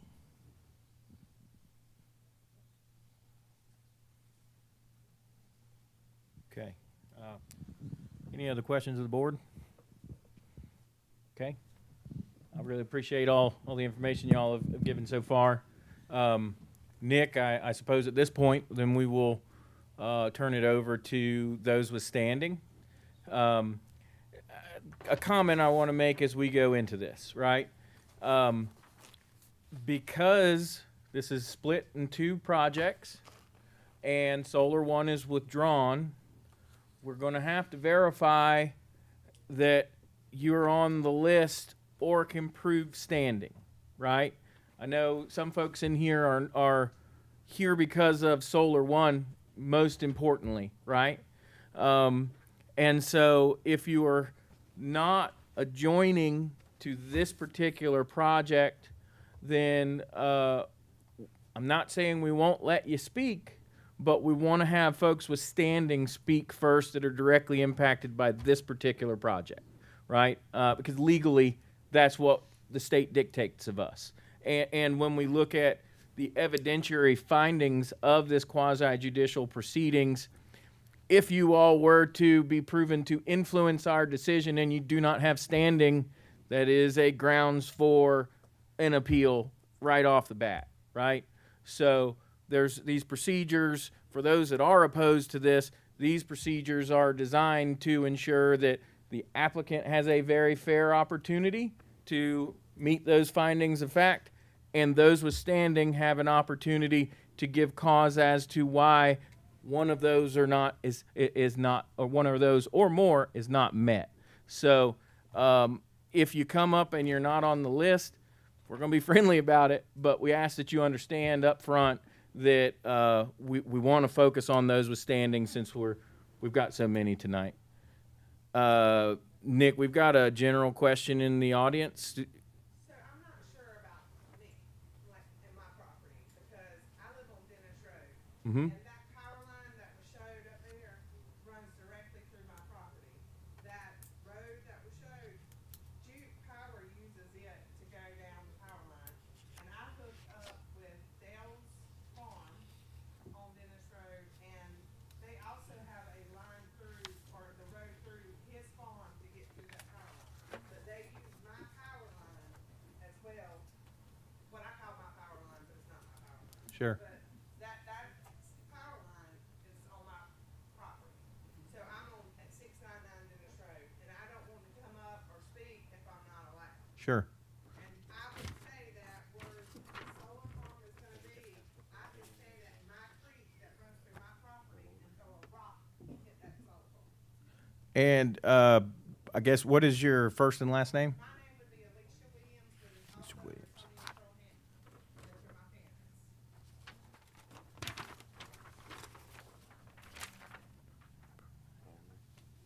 Okay, we do not have it on the list as an adjoining landowner. Scott, as the county legal counsel, would she have, based on what she has said there, would that grant her legal standing to make comment based on the fact that access is through an easement on her property? I'll be very frank with you, if she has something that's pertinent to this and it will affect her land, she said she could throw a rock. I don't know how far you can throw a rock, but it does seem to be. I'm not trying to be smart, Alec, I'm just using what you said. Sure. Okay, I'm just saying what you meant. Especially in this too, I would say she has standing unless they want to challenge it. I would rule that she would have standing under this circumstance. Okay. Well, hold on. Now, fair enough. Just one moment. I feel you. Looking at this, should we be going down the list as it's there on the sign-up sheet, or? I thought that's what the plan was. Yes. This has just been interjected. Yeah, as a Because question. sometime Yeah, we're gonna make a because decision. it was just a question. I guess what we can say is, yes, it appears that you do have legal standing, and we're going to go down the list so that yeah. Ma'am, I'm gonna be very frank with you. At this time, I'm gonna research this. That's what you're gonna see me up here doing. Yeah. Because I was not counting on someone who could throw a rock that close to it and want to talk, okay? And I'm not being a smart aleck. I'm just being sure, okay? Okay. Thank you, That Scott. would be the procedure to go with what we have. Yes. And then if they wanna challenge something, this is a hearing. So. Okay. Nick, do you have that sign-up sheet available? I do. We all have it, and I know we're pretty crowded. So if it's easier for us to pass a mic around, Instead of having people to work their way through rows, we can do that. Just throwing that out there. But yeah, What's the first name on your list? we have a Julia Altman. Is there a Julia Altman in the audience still? Would y'all ask in the hallway if there's a Julia Altman in the presence? Okay. I'll tell you what, because there is a delay between our feed and those viewing in the other rooms, is there any person in here now who joins the property that would like to speak? Yes, ma'am. What is your first and last name? Ingram Barbara. Bear with me just a moment.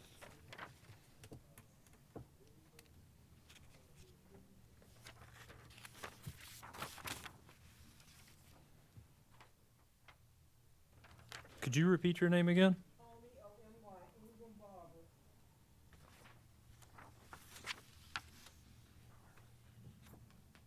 Did you receive the notice for Solar 1 or Solar 2? What is your home address?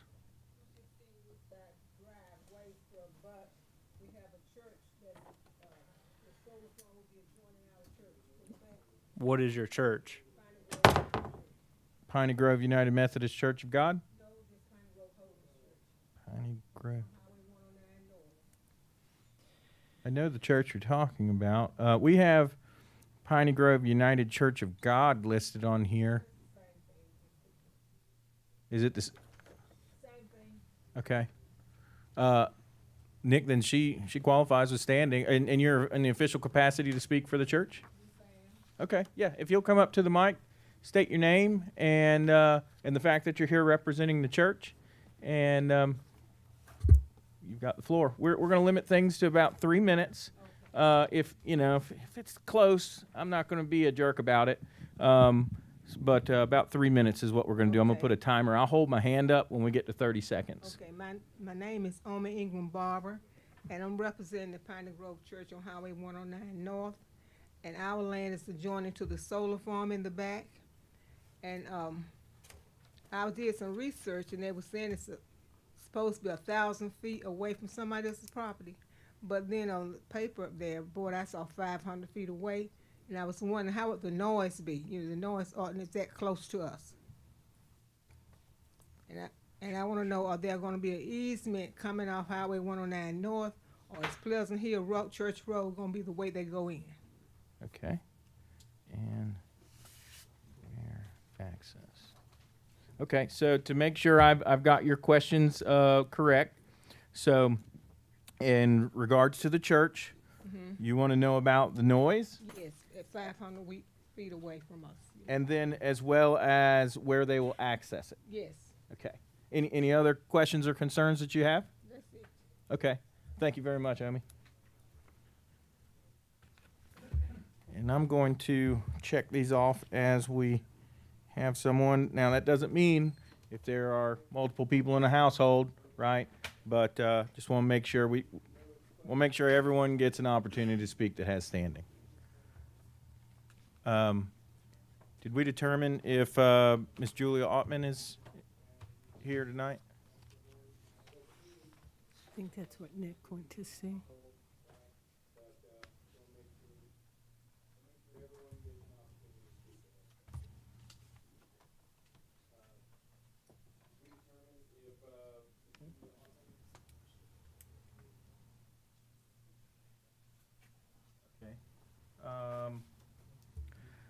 While we're waiting on Nick to keep things moving along, if another person with standing would like to, that's in the room right now, would like to stand up, and we'll confirm you've got standing. And Chair, excuse me, I'm getting some messages from people that they don't hear as well, so could we at least pass the microphone or have them come to the podium, either one? That's also for the camera and the presentation. yes, yeah, definitely Thank you. need the microphone. Okay, so in the room, someone else was standing that would like to come up? Yep, we've got you right here, Jennifer. And if you'll repeat that in the microphone, Oh, please. I'm sorry. Jennifer Tarleton with Flat Fork Farms LLC. So I wrote a letter to the Board of Commissioners, and I just wanted to read that all to you all as well. So I'm writing to express my strong opposition to the proposed industrial solar farm development in Anson County. While I support renewable energy and responsible innovation, this project is fundamentally misaligned with the values and long-term goals outlined in our Anson County Vision 2040 plan that was adopted in April of 2021. Vision 2040 clearly states that residents cherish the county's rural character, working farms, and natural landscapes, particularly the PD National Wildlife Refuge, the Yadkin PD River, and the community parks and greenways. There are not just scenic features, they are vital components of our identity, economy, and environmental health.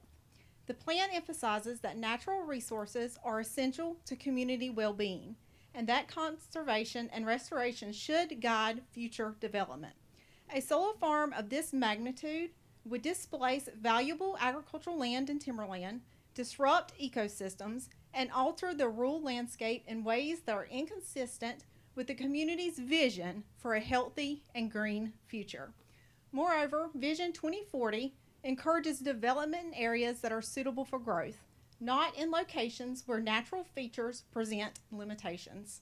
The proposed site, spanning thousands of acres of rural land, contradicts this principle and risks setting a precedent for industrial scale projects that erode the very qualities that make Anson County unique.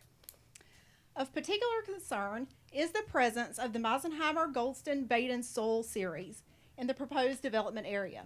These soils are classified as prime farmland soils where properly managed, making them among the most productive and valuable for agriculture.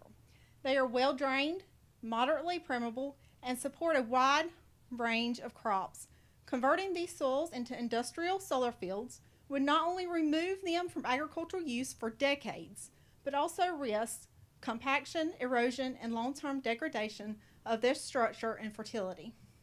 Once distributed by grading, heavy equipment, and panel installation, these soils may never fully recover their original productivity. This represents a permanent loss of agricultural potential, a direct contradiction of the Vision 2040 goal of protecting working farms and promoting agricultural sustainability. So a call to honor the vision. While green infrastructure is priority, it must be understood in the context of open space preservation, agricultural protection, and community recreation, not the conversion of farmland and timberland into fenced industrial zones. So. Thank you. Thank you, Jennifer. All right, Nick, now that you're back in, who is the next on your list that you have? We still have Flat Fork. What was your name? Okay. I'm her husband. Okay, yeah, come on up. And I'm part of Flat Fork Farms as well. Please state your name. Zach Tarleton, Thanks, Flat Zach. Fork Farms LLC. I had a whole list of stuff, and some of those guys talked about some of it and answered points of my questions. And you mentioned we'd have about 3 minutes. I'm gonna step over here and I'm gonna point at this map. We bring the microphone with you. I will. I'm gonna step over here and point at this map where Flat Fork Farms exist in this block right here.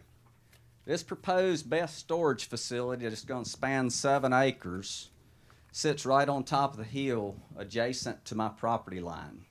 Mr. Hendershot right there said that there's no mitigation there, no berm system, no containment available or in the plans right now. He doesn't think he's seen them. There's nothing there to stop runoff coming from this facility back down. That facility there that isn't adjacent to me, my home's just on the other side of this proposed plan here, right over here. Looking out my front door, I'll be able to see 1.25 miles of contiguous solar panels looking the other way, I'll be able to see that same 1.25 miles of contiguous solar panels. You all referenced that Kirkland Appraisal's done a study on the value of my property, that there would be no detriment to the value.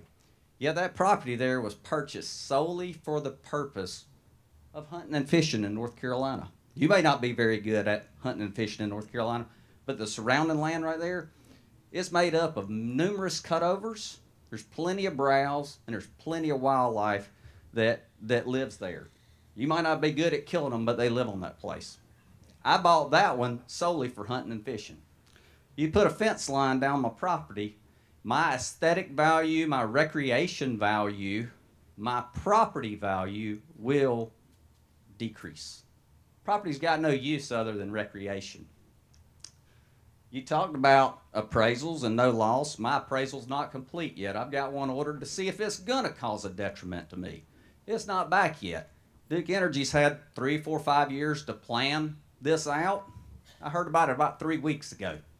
You know, I don't have a whole lot of lawyers in my hip pocket. I don't have a lot of environmentalists in my hip pocket, but I'm doing my research. I'm reaching out to people and trying to figure out. I just don't have it all squared away yet. Y'all mentioned that there'd be no noise.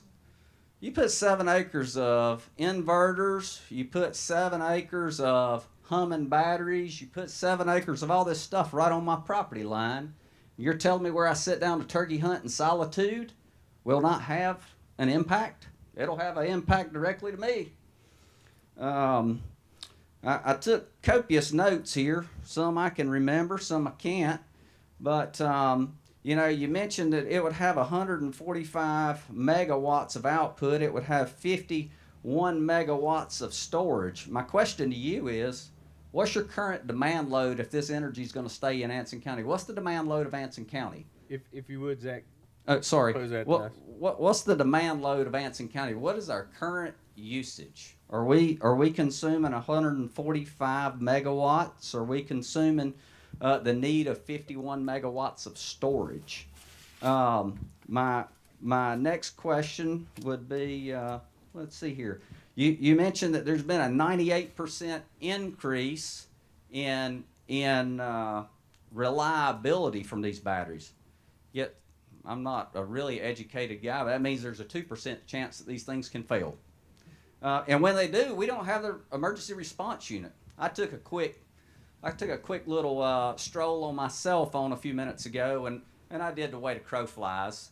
This battery storage facility is approximately 5.5 miles from Wadesboro, straight shot, approximately 7 miles from Lysville, and approximately 8 miles from Ansonville, from the 3 closest fire departments we have, 2 of which are voluntary and one's a very small one. We don't have a hazmat response.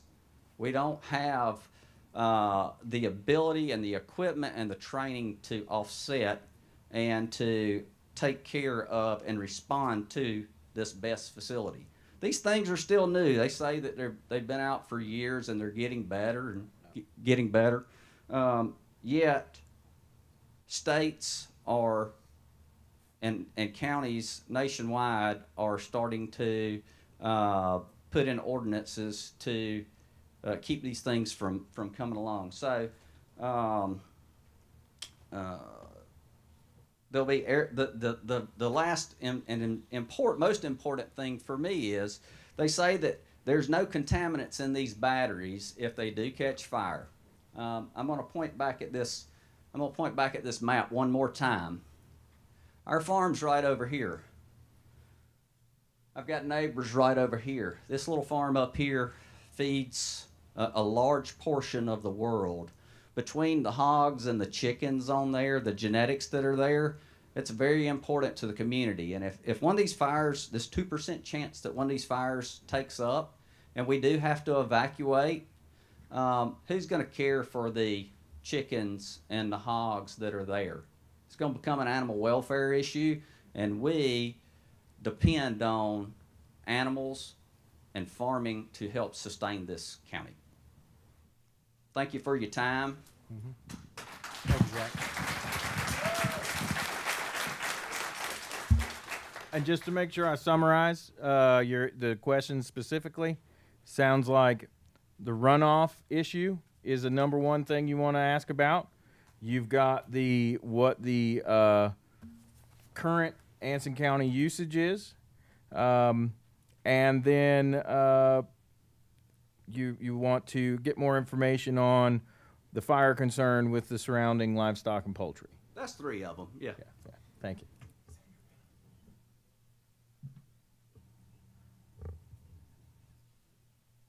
Nick, next on the list. Is there anyone in the room who is an abutting landowner who would like to speak on the matter? Yeah, come on yeah, up, Dale. You're on the list. I'm Dale McCray. I live on Pinkston River Road. I have about 3 miles of property joining this project. Of course, I'm in the middle of harvest, and I don't have time to do all this research that some do.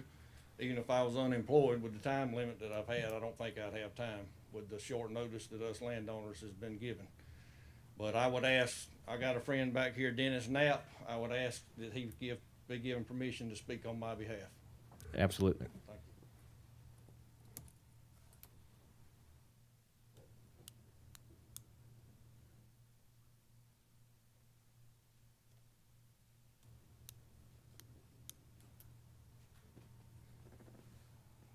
Dennis, if you would, state your name, some credentials, and then you're ready to proceed.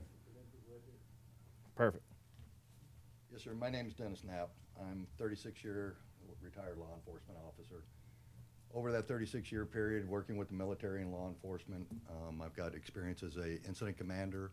I've run the Laredo Sector Emergency Operations Center as a watch commander.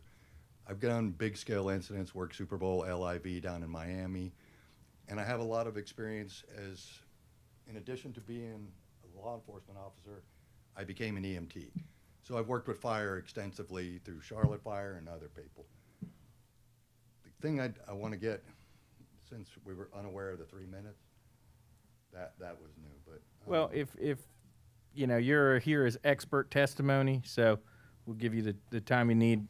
If it's 10 minutes or so. And I didn't want to take everybody else's time, so Sure. I'm not giving it to Nick to play. There's 2, if somebody could pull them up, the 2 best fire videos. They'll address these. One's from the Boston area, and the other one is a best fire of containers. If they could just pull them up and show them, then that'll take it off of my time, and I won't do the PowerPoint. I'll just talk about it. The best thing that I've heard tonight is that Duke Energy, and I thank you, council, for saying, you know, we can talk about a lot of these things. Unfortunately, we're not talking about them prior to them, you know, the plans and the SUPs coming into play. But if we had talked about them, I could bring 100 of my best friends, and we could find out, we think there's better ways to provide energy for this county and do other things and protect our environment at the same time. The environment is a big thing for all of us. They're all family and friends out here. I don't care. I moved here a couple years ago, and I told everybody, I wasn't born here, but I'm going to die here. And I've got family and friends now, and we're concerned about this, again, whether it be one project or 2. It doesn't matter to me. It's because Dennis. the land itself. Dennis, could you grab the mic? We're having audio issues. Just undo it and just put it right to your lip. I am not the rock star, the lawyer right there, so y'all have to forgive me. I'm sorry. All right. We're deeply concerned about the complex. Whether it's 1 or 2 farms, I don't really care. It was scheduled to be the largest on the East Coast, and that's an environmental impact big time. The project threatens to destroy, at this point, we're talking what, 1,000 acres, roughly? 800 plus the total with the silviculture and all that. So anyway, we're looking at that. These lithium-ion batteries, they're nothing short of a major danger. LA County just put in a moratorium, no more BESS batteries.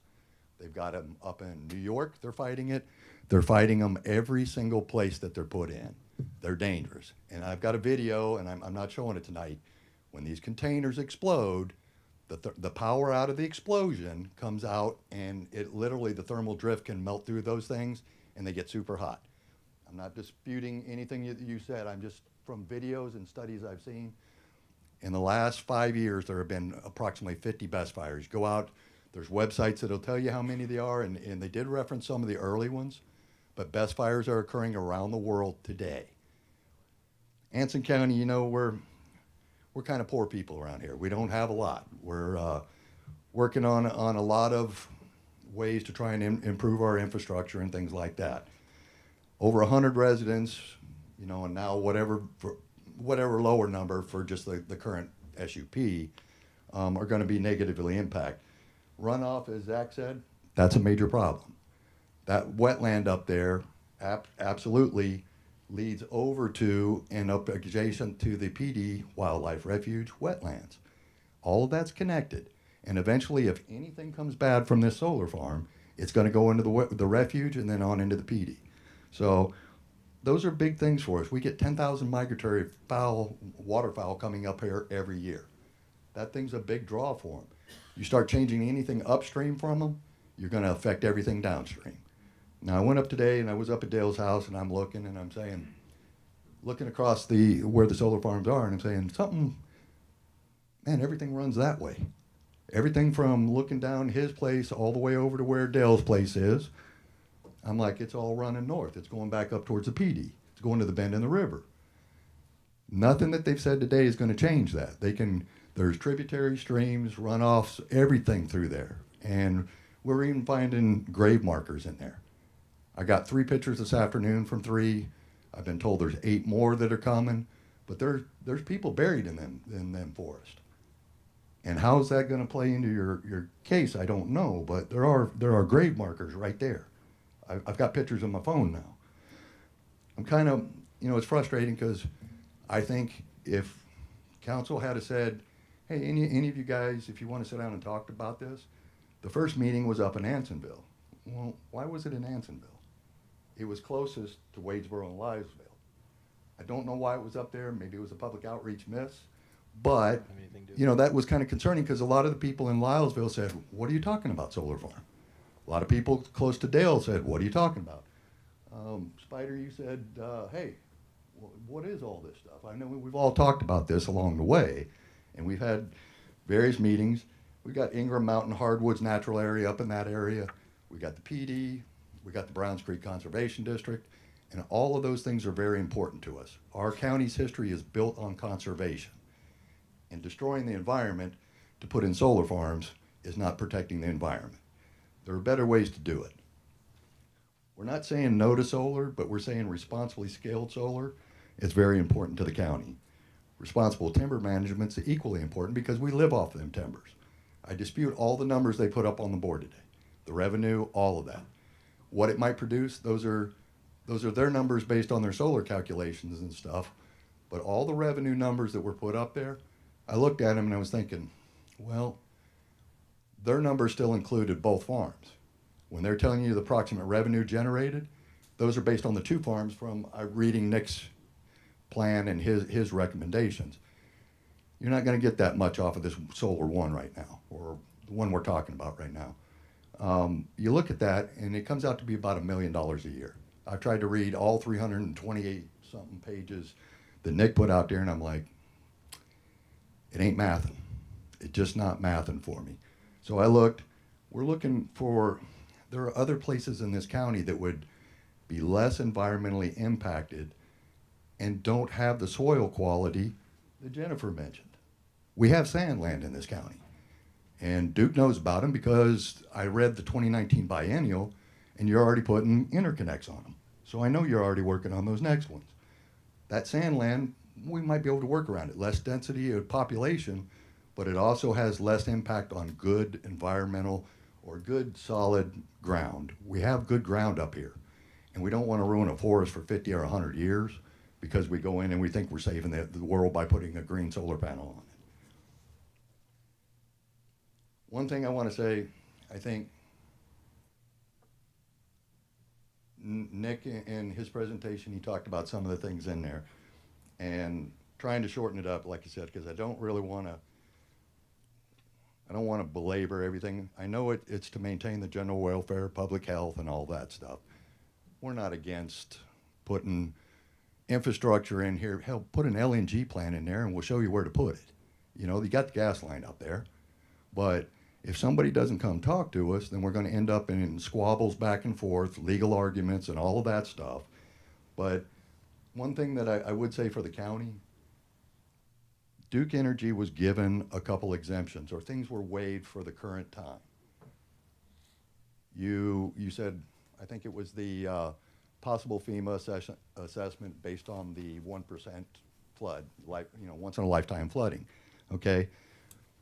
That hasn't really been worked through because of the government shutdown, I understand. And Fish and Wildlife Service, the NWI study, well, at the discretion of the planning director, and I don't mean any disrespect to you, that was waived. They're waiving other things, but yet all these affected citizens, everybody showed up here, they have to provide information tonight for you to make a decision when waivers were given to them.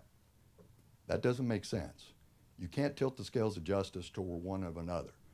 So my suggestion is that you go back to the drawing board here and say, look, to keep it equal and fair for Duke Energy and us, because we all want the scales balanced. We know that the judicial proceedings and all of that are very important. He doesn't have enough money to pay out any court cost. You know, we're kind of poor right now. So I would say that we should look at, is this fair for the citizens and Duke?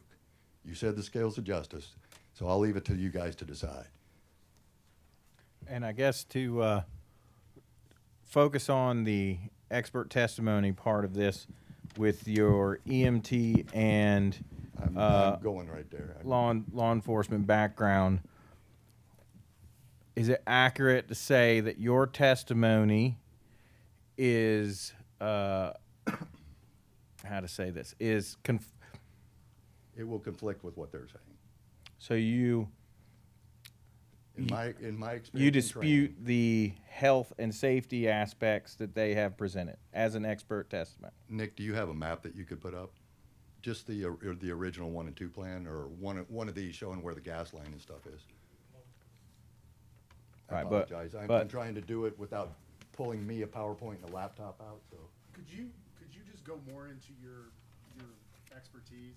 Like my as a expertise, law I'm law officer? enforcement. I was federal law enforcement officer. I was an incident commander. I've done all incident What command is an stuff. incident commander? You just talk to it. Which one do you talk to it? Well, Incident can you commander tell me? runs major well, incidents. You the thing here, coordinate Dennis. responses to all major, Yeah. all hazard weather incidents, whether it's natural disasters or man-made disasters. I ran the state of North Carolina's disaster assistance response team. We did both man-made and natural disasters. We sent troops into hurricanes, and we did stuff like aircraft incidents where they were struck by lightning. We did all of it working with or through our agency or working with fire and EMS. I'm also, or was an EMT, and again, coordinated all of our efforts with fire. Do you have any degrees or expertise in firefighting, hazardous materials, or anything like that? I have had training in all of those. Okay, Yes. what training have you had? I've had experience with the hazmat training throughout my career with Customs and Border Protection. That's one of our primary things we do because we do the imports and exportation. And I did not bring my resume. I'm retired for 4 years.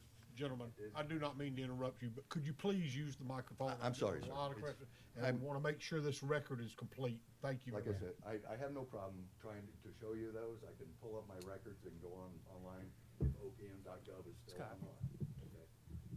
Okay.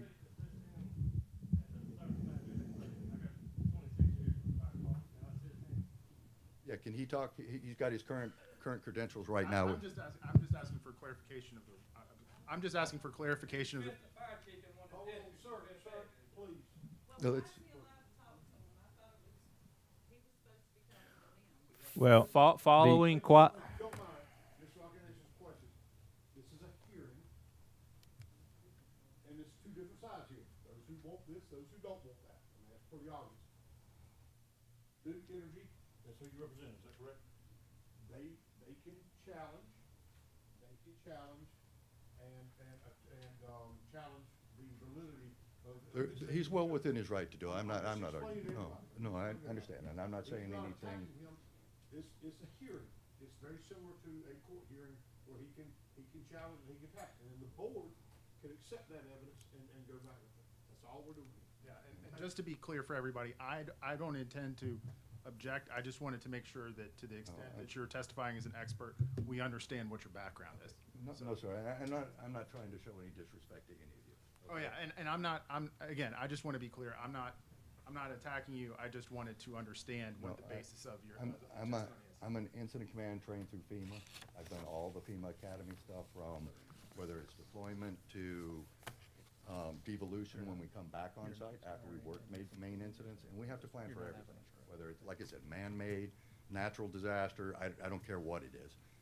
We basically come in and try and repair what Mother Nature or bad planning happened. So that's what we do. Like I said, as an incident commander, I've run coordinated efforts with fire, EMS. I've actually, one of the things we worked with was the law enforcement efforts surrounding Operation Allied Welcome. I ran a team of paramedics and EMTs up at Dulles Airport for approximately 30 days. Like I said, I've worked at the Incident Command Center at LIV at the Super Bowl down there the night the COVID hit, the night that we found the ships out there. I was in the Incident Command working that. I worked the Laredo sector. I was the watch commander. I had 200 officers of my uniform staff, plus 400 Border Patrol officers, plus 600 military officers.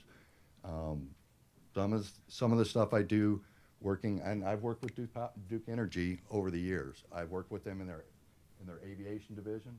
I actually coordinated your imports and exports for a lot of their equipment. So again, I don't mind, and like I said, I'm not trying to show any disrespect towards Duke or anybody else. I'm trying to testify within the years of my training, experience, and knowledge on what I know about how we would have to respond to this. We do have an individual from Ansonville Fire over here, and he can correct me on anything I'm saying. I think he'll find that when we get to I do think that we need to weigh that part of what I mentioned about the citizens' rights versus the applicants' rights. I'm not a lawyer, don't want to be one, don't want to smell like one. Let somebody else take care of that.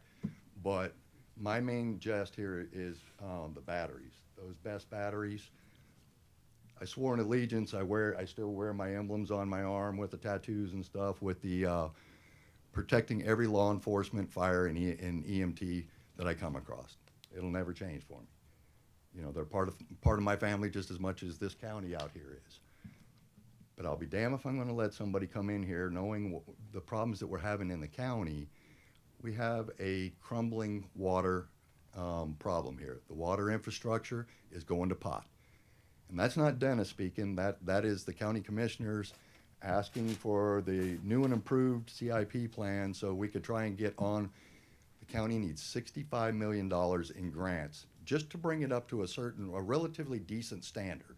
That's not even going to help when we counter what's going on with Marshville and all the other information there, okay? I don't know how that's going to go because we're paupers and we're begging for money. So when they come in, at first, it wasn't that I'm not against solar at all. Hell, I'm for community solar. I'm for residential solar. I'm for a lot of things, but all in how it fits into our county structure. So when I started looking at this, I said, okay, well, maybe there's some stuff to work here. Maybe there's some things that we can work through, and I'll take a look at it. In all honesty, I called Nick. I probably hounded him, 5 days in a row trying to get these documents downloaded. And then we had the technical problems downloading from the servers. I finally got them. And after like 10,000 pages of reviewing, because every person that I know that had some issues that didn't, they said, hey, you worked in fire or with fire and EMS. Do you know anybody can explain this a little better to me? So I've been reading every night until 2 or 3 in the morning. But I looked at these BESS things, and they really provide or cause me some concern. I know we have an 8-inch line running 109. Okay, we go up there. And if I might ask a technical question. You can pose it to us and we'll ask it. Okay. How much water do the cooling systems and those things require? That's something I'm not a technical expert on the cooling systems. So the BESS units, he said they're cooled inside, and I know they have fans, and that's what the noise is from, but do they require any water or liquid to help with those? Sure. From my perspective, I looked at, we have an 8-inch line running up there, so what happens if we do have a BESS fire? And depending on who you talk to and who you watch, there's a very good video literally from the Boston or one of the suburbs of Boston. And he said, we can't fight best fires. We're a big agency. And I'm thinking, okay, the predominant number, we're all volunteer, well, not all volunteers, but we have, as somebody said before, we're a combination of volunteer and a very small fire department. They're ISO 3 and 4 predominantly, I believe. I think most everyone that I've ever seen is ISO 304 around the area. They're not prepared for something like a best fire. They're just not. And best fires can have toxic fumes, and everybody says stay out of the wind. Every video I've seen, every study I've seen, they all say, as an incident commander, I'm going to ask my people to establish a cordon around the area, get everybody out of the area until we can get a hazmat team or something like that. And as a tier 1, county that's begging for money, we're not going to get a hazmat team anytime soon. Best I can tell is a hazmat truck alone is $1 million. A fully equipped hazmat truck. And then you got all the training levels up to specialist and things like that. There are several different levels in hazmat training. But then you also have your fire chiefs, and they may or may not have that level of on-site commander training that they'll need to handle something like this. I think they said it before, and it was mentioned, don't put water on there, but that's not what's being portrayed in other areas. I would refer this board for their own edification, and to find out more about it, go to epa.gov. There's a ton of things and a bunch of references on there. Don't take it from me. Take it from the sources at EPA and others that are telling people, hey, these things can be bad. Placement is key. Look out for all these things. Everything that I've learned on recent days has come from EPA because they have such a great amount of information. Incident commanders can't be trained on every single incident that we may ever face. We have to learn to adapt and overcome, but to the ones that we can, this is something we can plan in advance. Our county disaster preparedness people should be involved in this from the get-go. It shouldn't have went past them and the fire chiefs. We got some great fire chiefs in this county. I can't say enough about them. These things should have been talked about.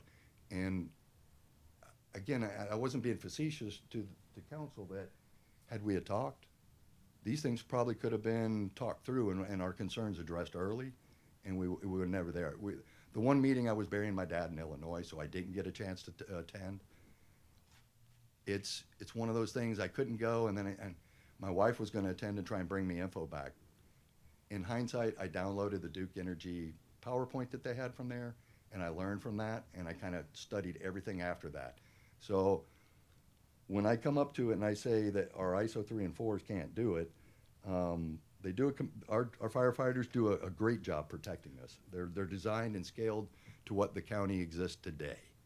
Okay, they will have your back, and if one doesn't do it, we do mutual aid, and everybody in a 20-mile area shows up.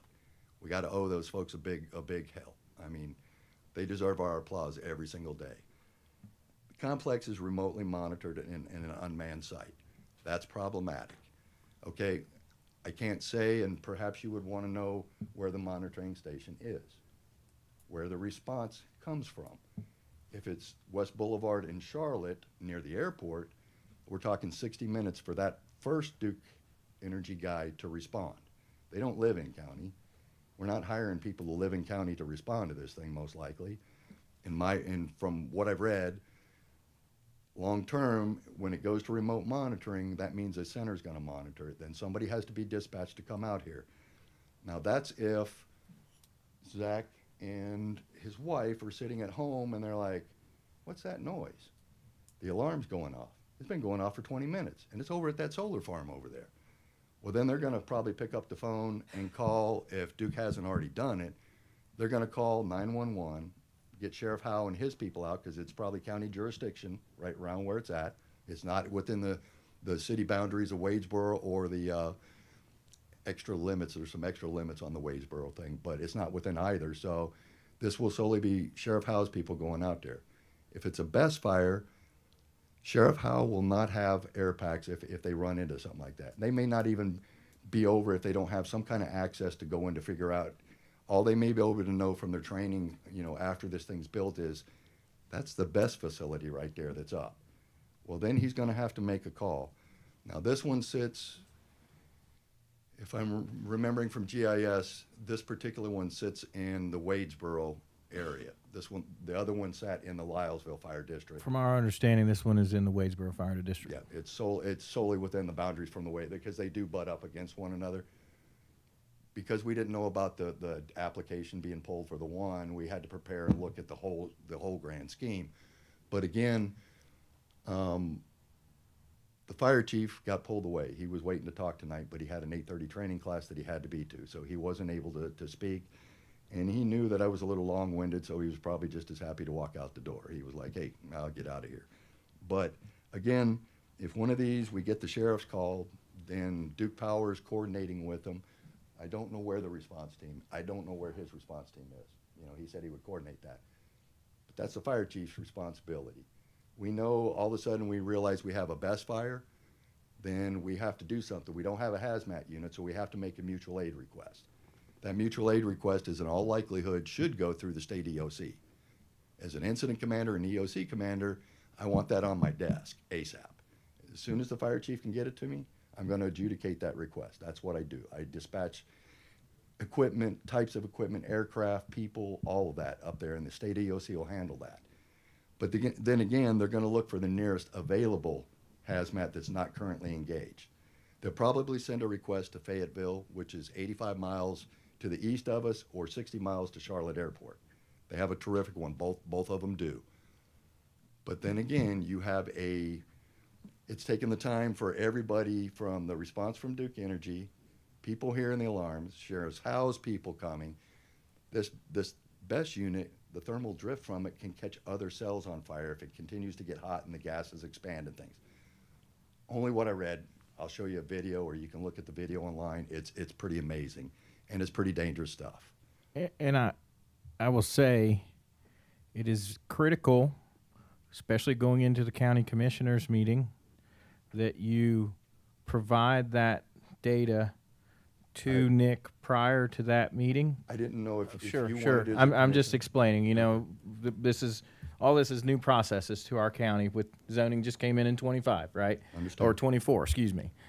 So it is very important to back up your testimony tonight as we go into the next piece of this, because regardless of what this board decides tonight, or if we recess for the 13th as we're approaching the time limit this evening, the EPA data and the I can give you evidence of the links to all battery them. fires. I've got them all Yeah, here. I'm sure you do. I know you, Dennis. You're a very thorough guy. So just in providing proper evidence for this, you need to make sure you have that to present on the record, just as they did with their reports, right? That gives expert testimony with evidence to back it up, right? Understand. So that's what I encourage you to do. To give everyone else some time tonight to get some more to talk. I'll kind of recap what it is. You are contesting the safety information on the batteries they have provided, and some specific questions that you have is how much water is required in the cooling system. Where is the monitoring station? If I might clarify, it's not the overall safety. Like you said, they're getting better. But as Zach said, a 2% chance is still a chance. Yes. And I have to plan for the worst case scenario in my experience in training. So I'm not saying that these things aren't getting better, but I am saying that if there's any chance, and the fact that they're within, I know the runway and the glare issues that was taken care of, because we found that out after the fact that had already been looked at in April, and nobody said a word to the public. Nobody said, no, I mean, I'm just saying it as an observation. I've been told that directly. But if an aircraft takes off coming to that area and they have an engine loss, again, planning for something that may or may never happen, that aircraft hits that BESS container unit down there, or multiple containers, we have a situation. And I'm saying, we cannot afford as a county to wait to do it later. We don't have any money. So it's not like we can go out and plan And the only avenue you would have is to raise taxes. And we're, like I said, we're 2 million short on a school, 65 million short on a water. I just don't want our citizens to be hung out to dry. And it's nothing against Duke Power, nothing against Nick or anybody that's done this. I think I got to look out for my family and friends and make sure that we all are taken care of going forward with the process. I'm not trying to belittle anybody.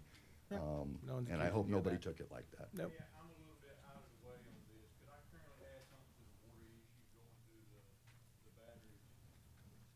You wanted me to finish up, so you. Yeah, let's let Dennis finish. You Okay. you finished?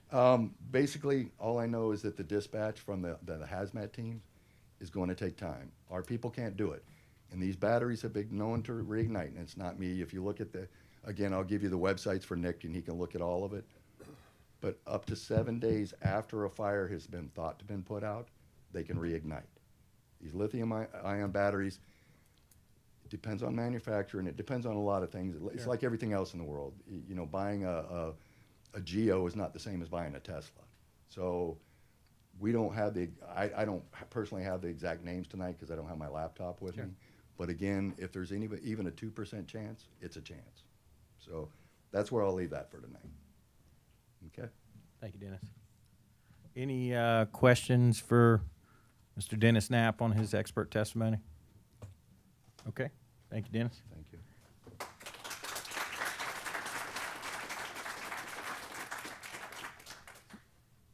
Nick, we had the one man that was going to potentially speak on the water for legal counsel. Would you say we should allow him to speak now while it's a topic, or continue down the list, and if he's on that list, then allow him at that point? Up to you on which way you want to go with this as far as your questions and answers. I guess let me ask this, because Asking me, the, are you determining that he is eligible to speak, and you're asking me which order? to go in? more just getting your recommendation. I guess let me ask this question to him, and then I think this might answer that. Sir, that in the back there, do you work for the county water system? No, but I deal with emergencies for the county water system. Are you? There's actually a current water break now.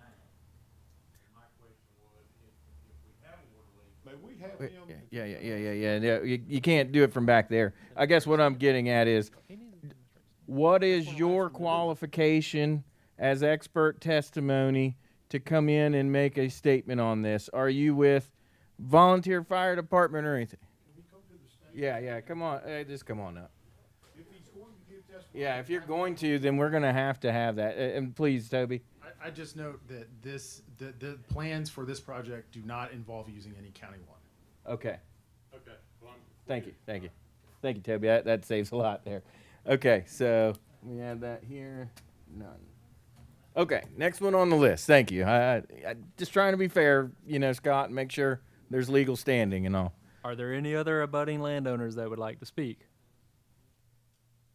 Yes. Yeah. Yes, ma'am. Come on up. Well, Does she's not a budding landowner. She has legal standing. And I will take, well, if y'all determine that she has legal standing, there's ways to determine that. There are cases that say that someone in near proximity does have it. You have to demonstrate special damages, not damages from the rest of the community as we would perceive them, but specific to you from this project's success. So the watershed that. First, you got to state your name and address, contact information. Alicia Williams. I live at 699 Dennis Road, Waysboro, North Carolina. The property we're talking about is also owned, well, my husband and I own a part of that, and then my parents own like 40 acres of that. And so what we're talking about is a tree farm. And behind that tree farm, that watershed that you're talking about, if the battery containment explodes or catches on fire, what will happen to our tree farm? Because if you look on the map, And you have to, I know you're asking questions. okay, What I need from you is, can you demonstrate, and I'm not trying to be difficult, Okay. I'm just following the laws I'm saying. Special damages, like if this project goes into play, Did I hear you say that you're on the same land as parents? Yes. Okay. I only home on that land. So my concern is, will the value of my land go down in my tree farm? Will my trees hold their same value? I don't think she has So to on that farm, that land is valued right now, let me go back. So right now, that tree farm is valued at around $200,000 and some odd thousand. So is that value of that property gonna drop? Because our acreage is gonna, Okay. I'm glad you asked. So, for anyone who is curious about that, you will need to get a licensed realtor or a licensed appraiser in North Carolina to be able to show evidence and give expert testimony to that fact. Scott, as a registered forester in North Carolina, can I comment to her concern on the... Okay, then I cannot answer any question there. Okay. On the timber part. No, I cannot answer. You will need to get a... Just so you know, I have my own registered forester Sure. sitting right back here that can tell me anything I need to know Sure, about the okay. timber. Then you would need, if you have questions about any potential timber damage, you will need to ask your forester, Okay. and then he would need to show proof and expert testimony to that fact if he believes there would be financial damage to you. Okay, and with me being in the close proximity, am I? I'm trying to read his lips. You got a question for me? Could you just say it into the record? I'm sorry. Alicia Williams. So Thank you, sorry. Alicia. Am I not that loud? I figured as Yep. a school teacher, I would be loud Really enough close. to light up the room. Really close to the mic. Okay, so I'm Alicia Williams, and so my question is the property, will our property values decrease? Because where we live, our property is considered, and Zach Charlton spoke to this, prime time because of it being considered hunting land. Because my property butts up to that. I have a creek that flows through there which runs raccoons. We have, right now it's coon season, so it's a great time on the wildlife. So they're always running on the creek behind my house because they're still on my property. But we have our deer, so it's prime time hunting land, and I'm very concerned about that. Understandably. Any other questions? No, I mean, I guess my question would be, are we gonna allow Fish and Game to come in and do a study? Okay, I will put that as a Or question. Put on evidence of to what they want to do. Yeah. Just like Duke Energy has decided they want this project. They have hired experts and an attorney. Right, to and I come in have- make their hearing. People withstanding have the same rights to do that in a hearing too. Okay. And that's why I say on the question of value, they have submitted a report from a licensed appraiser.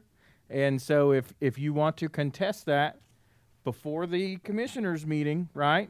I'll get it Then you will need to have that done. And tonight, the unfortunate reality is we cannot include anything about that you have stated or anyone else. If you do not have a licensed appraiser or a realtor, then value related things are considered hearsay because it is not expert testimony. And I'm saying this repeatedly so that everyone understands, because everyone has said the time is an issue, right? It hasn't been much time to get this ready from when you were, legal stuff has all been followed, right? So legally, notification times have been done properly.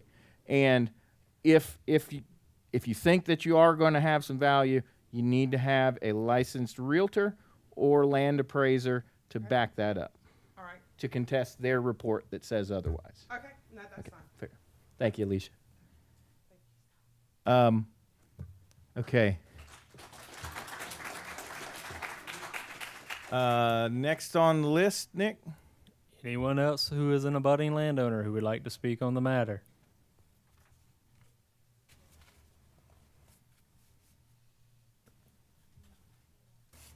Anyone in the conference room there? Anyone in this room is an abutting landowner that would like to speak on the matter? Or in the adjacent vicinity. Is anyone up? Is there a lot of Anyone people in the out hall?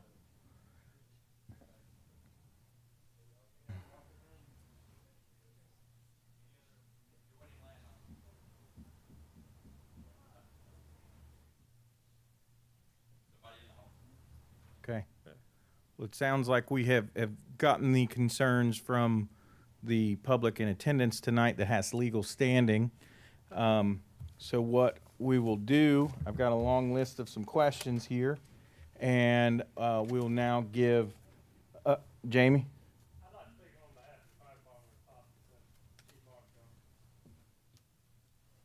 He would like to speak on behalf of the Ansonville Fire Department since the chief is not here. Can we allow him? That he has standing, if y'all, this You- is the board, I mean, and this Yeah, is you'll have to come up and state your name, state your credentials with the fire department, and that way we're doing everything as it legally is supposed to be. My name is Chris Hyatt.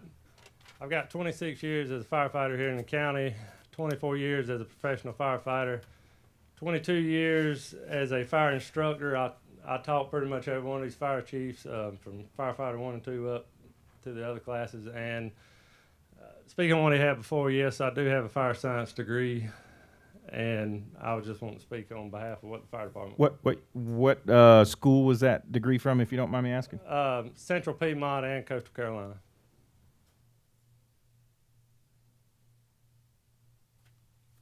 Welcome to proceed. Okay. They've covered pretty much all the points, but I wanted to make sure somebody from the fire service made a representation here. Duke said it. Water is not an effective extinguishing agent. For that matter, foam is minimally effective. And we do not have a regional hazmat team within 60 miles of here. And even with that, you know, we're talking about the safety of these batteries. BESS batteries have come a long ways, but you've got to understand fires still happen, and they don't happen 2% of the time. They're just saying they've made a huge improvement from the beginning.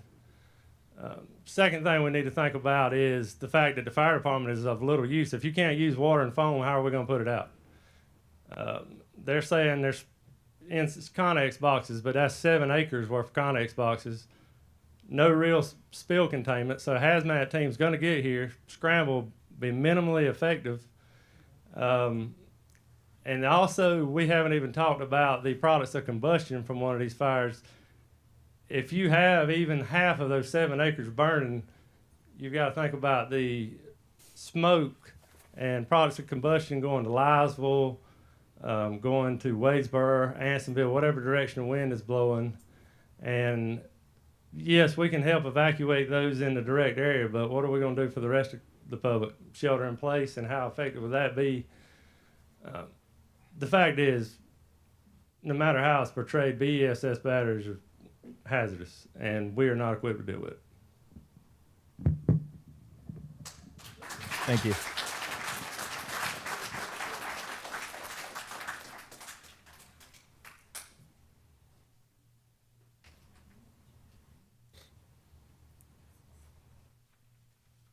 Give me one moment here, please.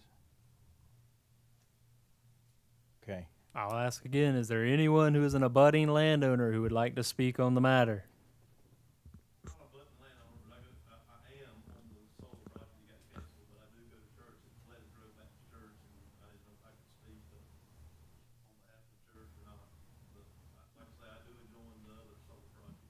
Do you hold a title within the church?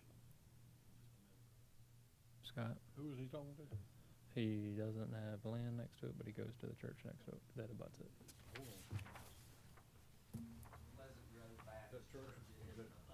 But he doesn't hold a title within the church. He Yeah. just attends. Give us a moment here so I we got can a case review. with homeowners here. I'm Yeah, not yeah. sure about churches. That's an organized entity? It is? And I would say this, there's case law saying that people can represent places for homeowners. Please. Scott, if you'll continue. I'm sorry, I couldn't hear what you were saying, Scott, if you'll continue. Y'all need to decide if he has standing. This is a decision for the board to make. You decide if that is, there are cases that have allowed homeowners associations that I could find in this time, homeowner associations, members from homeowner associations in an area that would be affected by a project. They granted them standing, if, and be, to speak when they did not, when they had, he was just a member of the homeowner association, and the homeowner association would be impacted by that. If, he believes he's a member of the church, that may be a correlation enough, that is something you have to decide. I've not found a case that says a church in an area has done that. Excuse me, Scott. The lady who spoke first one, earlier in reference to the other church, what was her standing in the church? It wasn't challenged. It wasn't challenged, she's just a member as far So as are we we know. She had a challenging? title Then, to the church. Yeah. okay. Title property. She was deemed, I thought she was deemed an adjacent landowner. Because of the church. Because of, I think because we have that precedent, it would be wise to allow him to speak on behalf of the church unless council does not object. So, then yes. So please state your name, the organization you're representing. Jeff Burr, Pleasant Grove Baptist Church. Yeah, right off the EPA website here, I've done a little research and just going to read a little bit of it. Best incidents can present unique challenges for host communities and first responders. Fire suppression. Lithium batteries are extremely difficult to extinguish and may reunite hours or days later. Emissions. Battery fires can release harmful gases that pose health risks to nearby residents and first responders. Environmental impact. Proper cleanup and disposal of damaged batteries requires specialized procedures. Difficulty in putting out lithium ion battery fires, potential health impact from emissions, and the need to clean up properly and dispose of burned impacted batteries. They give an example here. On May 15, 2024, Gateway Energy Storage Facility in San Diego, California, experienced a BESS fire with continued flare-ups for 7 days following the fire. The facility held about 15,000 nickel, manganese, cobalt, lithium-ion batteries. Following the incident, EPA has required Gateway facility to conduct extensive environmental monitoring during the battery handle and disposal operations and submit detailed work plans and progress reports. On January the 16th, a BESS fire broke out at the Moss Landing site in Monterey, California, resulting in a 24-hour evacuation of about 1,200 residents. Joint effort among company personnel and North County Fire Department kept the fire contained to one building with one notable flare-up. Incident response considerations. Ensure use of personal protective equipment. You know, none of us have that at our homes and in our churches, including self-contained breathing apparatus to protect against hazardous air emission. Set an isolation zone for large commercial BESS that has at least 330 feet, depending on the site. Position responders uphill and upwind. Evaluate the need for community shelter in place or evacuation, depending on the incident or site. Direct fire crews to let the fire burn out itself and prevent water. To use water to prevent the spread of fire to neighboring batteries or other structures. Anyway, basically, just really concerned about the health and what it would do to our county, and very nervous about standing up here and talking, to be honest with all y'all. But I do know in the business that I'm in, I don't think that none of these landfills around, I do deal with the landfills a lot, will take these solar panels. And they obviously won't take them because they have a lot of bad stuff in them. Check on that yourself, but I don't know where you can take this stuff. Appreciate y'all's time and hope y'all make a wise decision. Thank you, Jeff. Thank you, Jeff.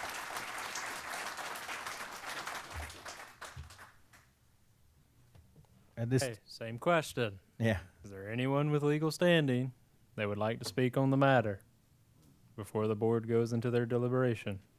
Well, we'll give the applicant an opportunity to answer these questions that have come up, as we've done in the other things of this nature. So if anyone was standing has any other testimony or questions that they have, now is the time to ask them so that we give the applicant an opportunity to answer them.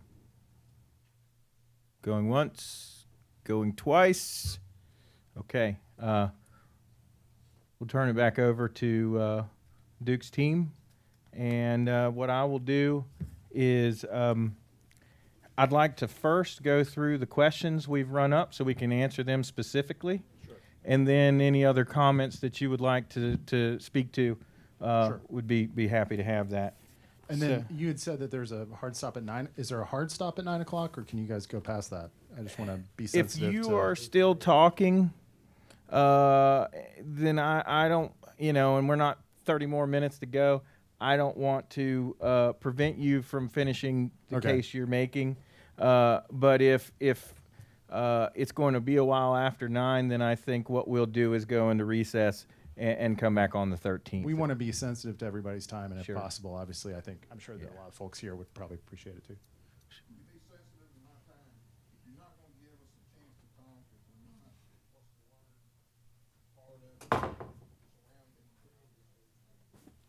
Yeah, unfortunately, in a quasi judicial, for decision making purposes, it is only those with standing that, and that is set by the legislature in Raleigh. I apologize for that.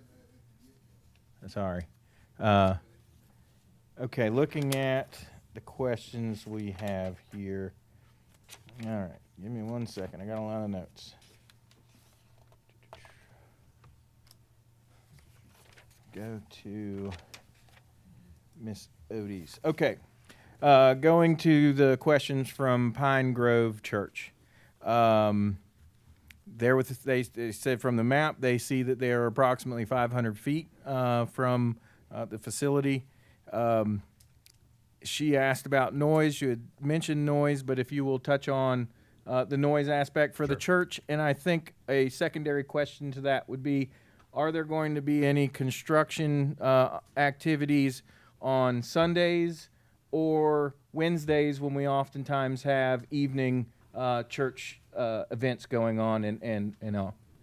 And we didn't. There was not an identification on. They're on 109, but that was the only information we had as to their location. Correct. Not seeing her. She has left since. Okay. All right. On the construction hours, weekends are not typical. We are very sensitive to our neighbors and more than willing to collaborate with neighbors if there's certain areas of restriction that they would like to request, not an unreasonable request or anything to partner with. Regarding the noise, again, this is addressed in the health and safety report. Noise dissipates scientifically with distance. Again, all of the inverters and battery and any noise emitting equipment is strategically set away from property boundaries. I think specifically, right, all equipment needs to be 500 feet from residences and in churches. So I think science is in the favor there. So the regulation covers the noise issue. Correct. And then Okay. any noise ordinance requirements, right, we will obviously comply with. Sure. And then her second question was looking where it'll be accessed. Yeah, we would have a driveway from the Baptist Church Grove Road. I know there was a comment earlier about using right-of-ways through transmission lines. No, we'll do a DOT or county driveway permit access to it. Okay. Okay, on the Flat Fork Farms with Zach and Jennifer, their questions. The first question that came up is their concern about the runoff being that it doesn't appear that there are containment or berms or anything in the plan. If there are, would you speak to those, and would you speak to their concern about runoff since they are just below, topographically just below the battery station? Yeah, so stormwater is regulated by the state. You need an erosion control permit by DEQ before you're allowed to disturb any soils. Solar panels are the rows of panels are actually separated by 6 to 8 feet. So water hits the solar panel, runs off to the front end, goes back into the soil. DEQ has determined that is an impervious surface. Water can go back into the ground. However, you still do a pre and post development stormwater study. You design your stormwater features. DEQ requires that you're not allowed to increase the stormwater runoff to any neighboring properties. So you figure out where the water is going to go based on topography. If you need to, you design stormwater basins to collect that water, treat it, You then use silt fences and other best management practices to protect any water or wetland feature as well, so that no sediment is going to go into it. DEQ again requires permits. You got to do this after any storm event. The state comes out and makes you inspect those facilities to make sure that they're all still working, etc. So I think there's plenty of state regulations as well as just best management practices that are going to protect wetland features in water runoffs. Thank you. Then another question you had was, what is Anson's current power usage on the Duke infrastructure? Do you have that information? Yeah, and if I may add one last comment to the prior Yes, question, yes, I think yes. it was the same speaker also mentioned the prime farm soils were present. That's news to us. We actually did pull the USDA soil maps, and actually majority of the site actually has partially weathered rock. Pretty shallow bedrock in the area. Again, it's in silviculture, which is growing trees, not crops for food consumption. Okay. We do have approximately 5,000 customers in Anson County between residential and commercial. Don't have a load comparison, but that's a rough number of customers. Okay. Are there any studies that you all have seen that address the fire concerns with smoke with adjoining livestock and poultry operations?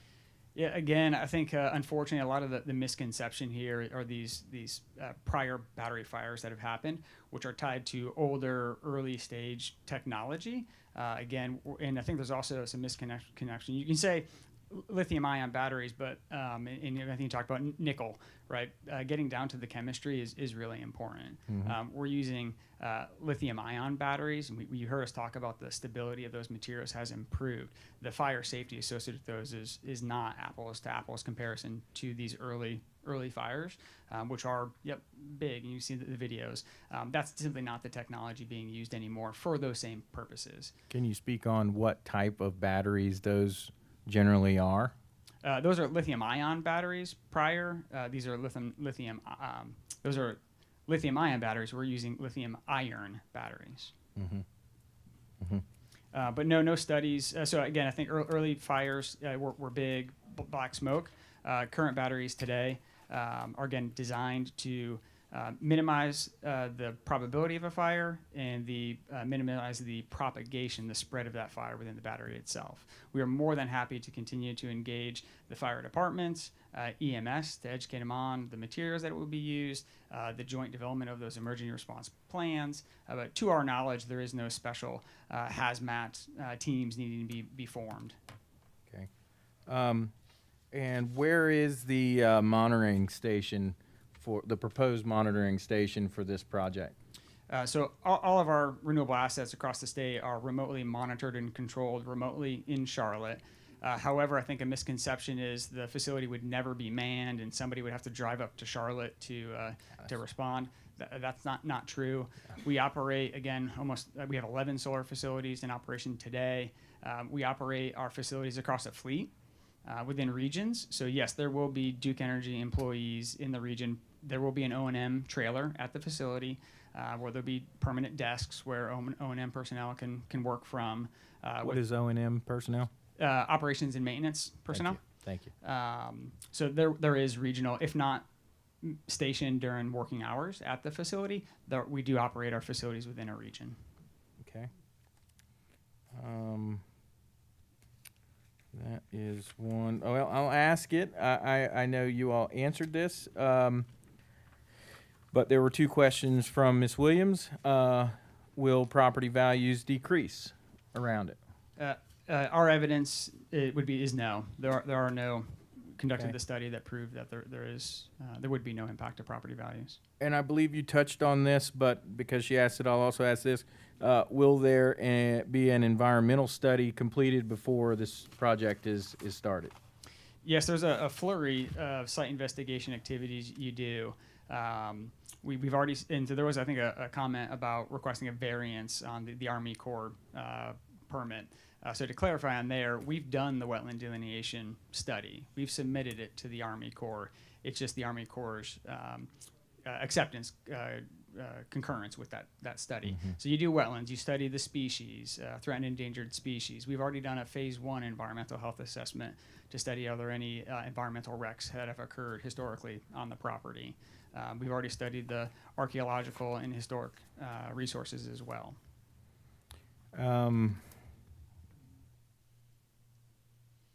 Get here. The rest seem more concerns.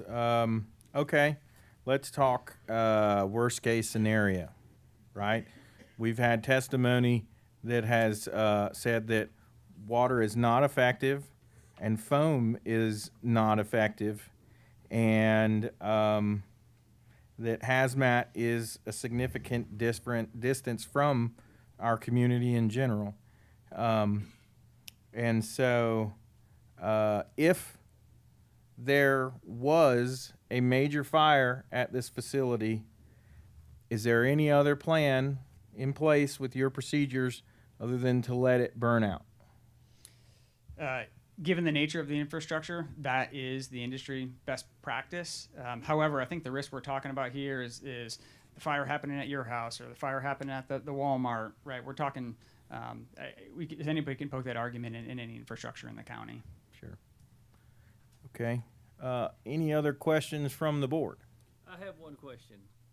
Would this be the largest solar farm Duke operates? No, it actually wouldn't. We have a roughly 250 megawatt facility over in Richmond County. Not constructed yet, but fully permitted. But it would be one of the larger. A lot of the solar facilities in North Carolina operate in the kind of 70 to 80 megawatt range. There are some state rules that just coincide with being within a sweet spot of that size. And then I think the last comment, or there's a question about the landfill. Solar panels are commercial waste. They can go in landfill. You actually have to do a hazardous materials test before they can go in, and so long as they're deemed not hazardous, they can go in a landfill.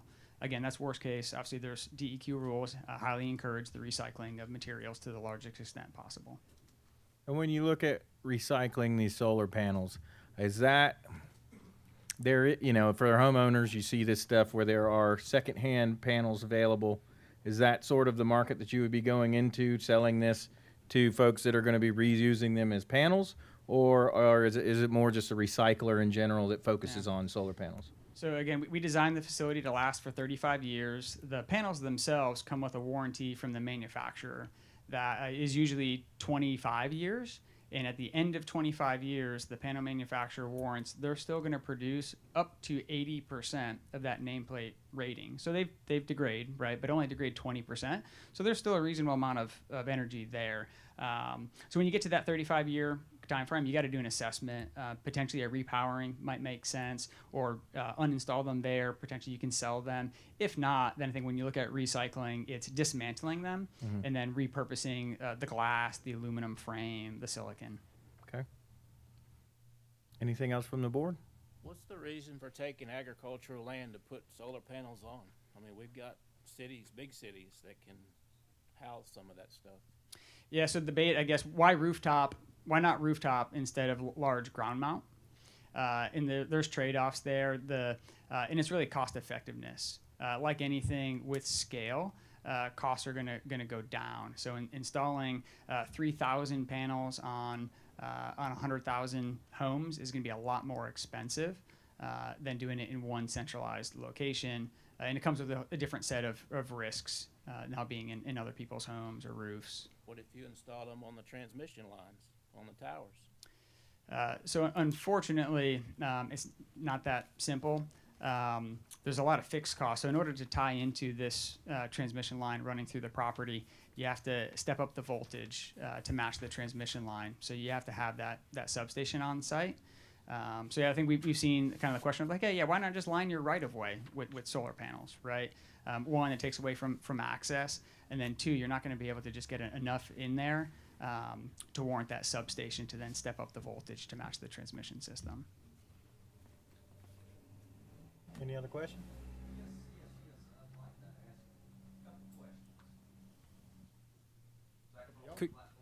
Could you come to the mic so we have it for the record?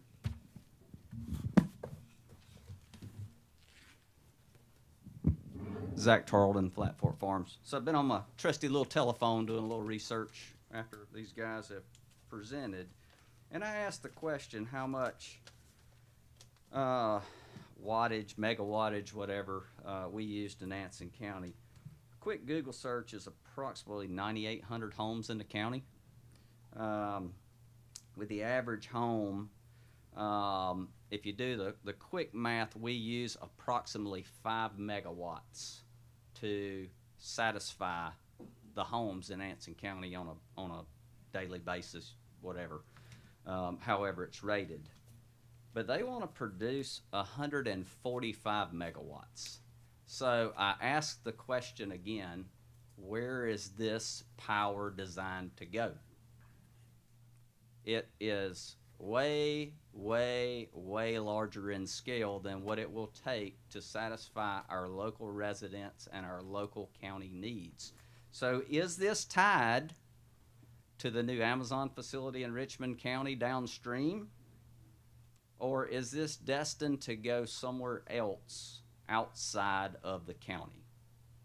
Our quick little math here, we're probably not going to use this much power as a county and as a people locally in the next 30 years.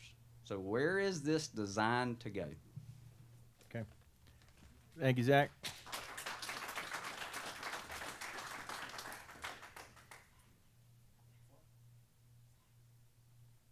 What? Okay. I will give you all the opportunity. It sounds like there are 2 questions technically there.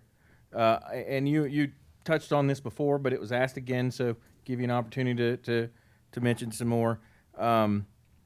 Where is the power generated designed to go? And I understand it's going to go where the ions go, right? Electricity travels to the least resistance, so it may go to multiple places.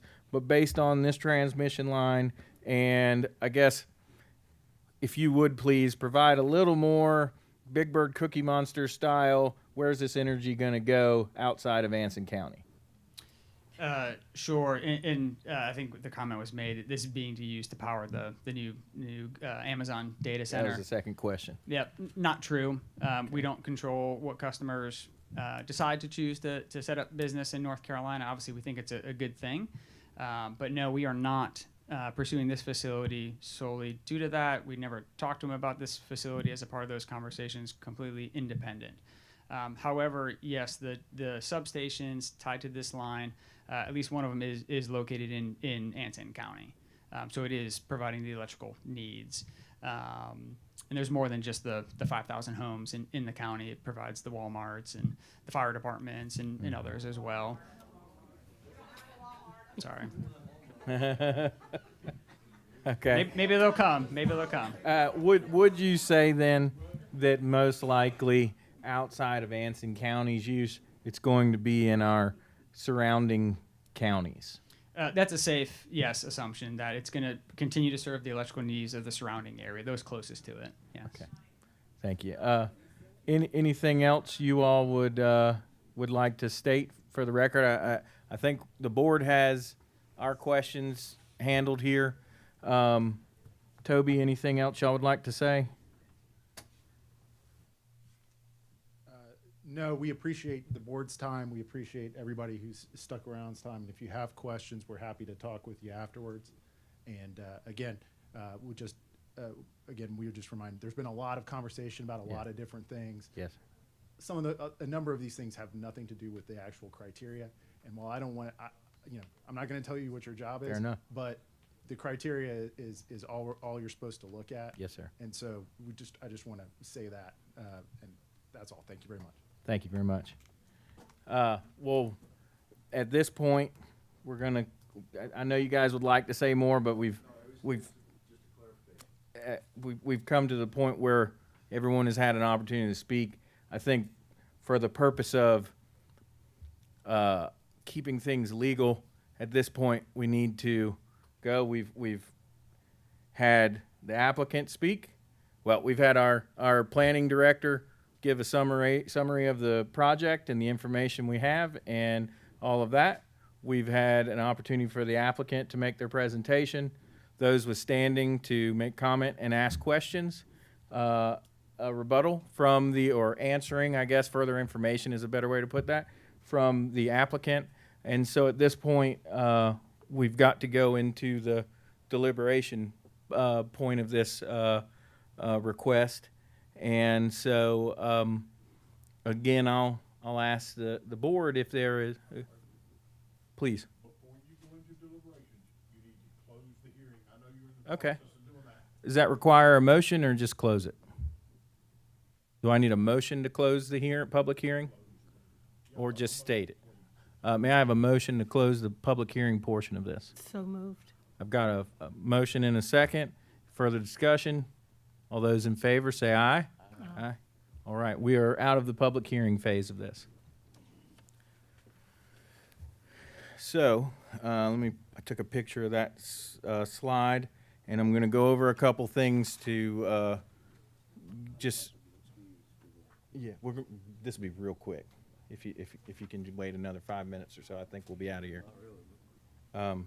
So, the recommendation, which would be our motion, would be a approval with conditions, or a recommendation of denial. Anyone we give needs to have a reason why. And if we remember, unless there is a finding of fact that shows one of these four situations to not have been taken care of, we have to approve this. So, we have to consider public health and safety and the general welfare of where it is located and how it is planned to be operated. We have to consider if it complies with the regulations and standards. As we heard from Nick, it does comply to the regulations and standards. Then we have looking at enhancing the value or maintaining or enhancing the value of contiguous property, or that the use is in this public necessity. In this case, the applicant has provided an appraisal that states that there is no damage.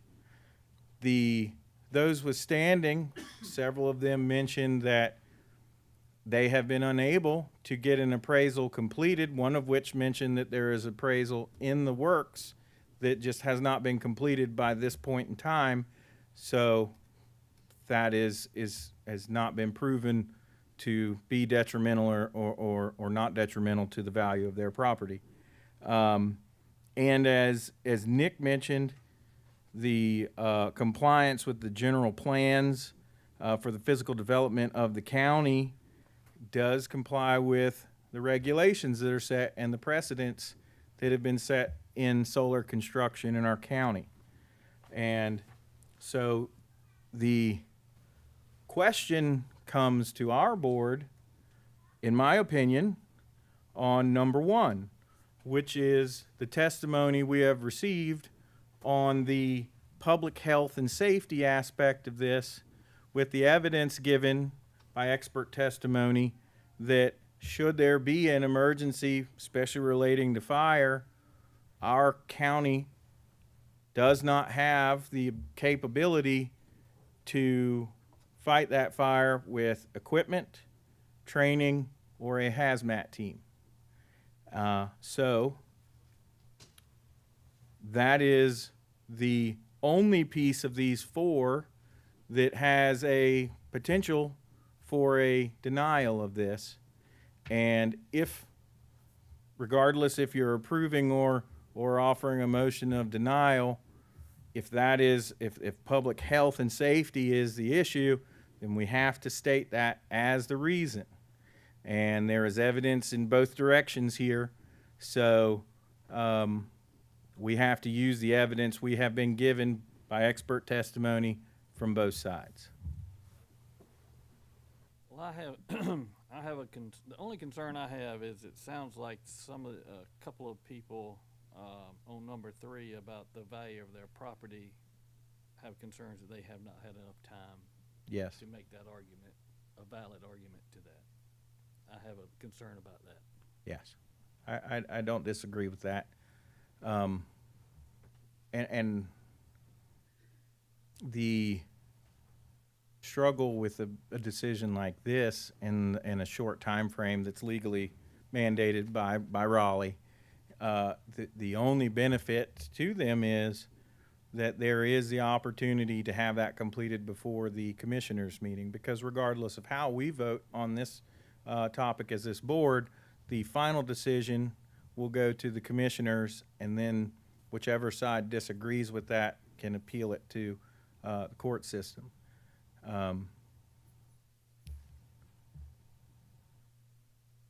Do I have a motion in any direction from members of the board present? I have a problem with the health and safety of question one, obviously. It's concerning to me as From well. testimony from an expert. Yeah, two experts. Yes, I do have a problem with that. We have a nationally trained emergency services professional, federal level, trained by FEMA and other agencies, and we had a member of the fire department in the community that has, and actually a man that has a degree from 2 North Carolina institutions in fire science and has trained several of our fire chiefs. This is a hard decision. I think I will make a motion based on the concerns of the fire-related aspects of this with the battery system to deny this request because of the health and safety concerns and the testimony based on expert witnesses that have far more expertise in fire and the ability to fight a fire at this facility and then deal with contamination containment. So my motion is to deny based on item 1, the public health and safety, specifically with the fire and our community's lack of an ability to fight that fire according to that expert testimony. I'll ask for a second and then we can go. Got a second? Any further discussion? Okay, then we'll go to vote. All those in favor of Nick, you looked up like you wanted to say something? I just want to record votes. Okay. So we've got a motion and a second to deny based on the fire concerns and health concerns of our community and expert testimony. All those in favor, say aye. Aye. Opposed? None. It is unanimous based on the public health and safety concerns that we have recommended a denial of this special use permit. With the understanding that it still goes to the board. Yeah, it will still go to the board, and members of the public understand this is only a recommendation to the commissioners. And for all of you that had property concerns, it is imperative, I probably can't speak to that.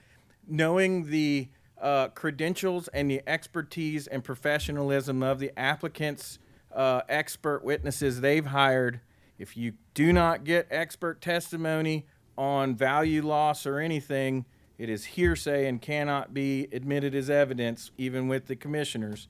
So it is critical that if that's one of the points you want to add to this for the commissioners to make have justification to potentially deny this, you need to have appraisals done by the commissioners meeting where this is heard. Okay? And what date is that? Nick? Currently scheduled for the 18th of November. Thank you. Yes. Why wouldn't that concern everybody in our town? I'm not saying that it does not, but as far as the law and the legislation in Raleigh, we are limited only to those with legal standing in a quasi-judicial proceeding or to the expert testimony of experts brought by the applicant or those in opposition of this. And I want to say it is a great thing that Duke is interested in investing in our community. All right?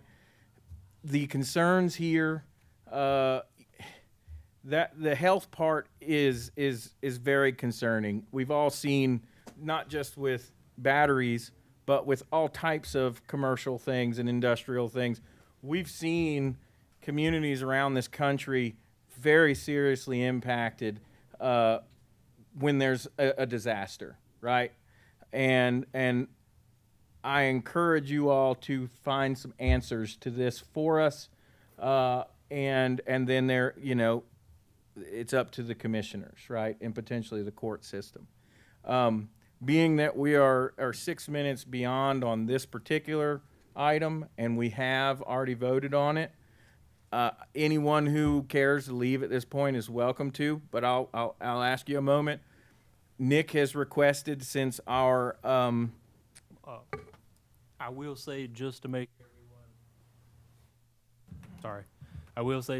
everyone aware, seeing how the attendance was tonight, we will reevaluate with the Board of Commissioners regarding a venue change.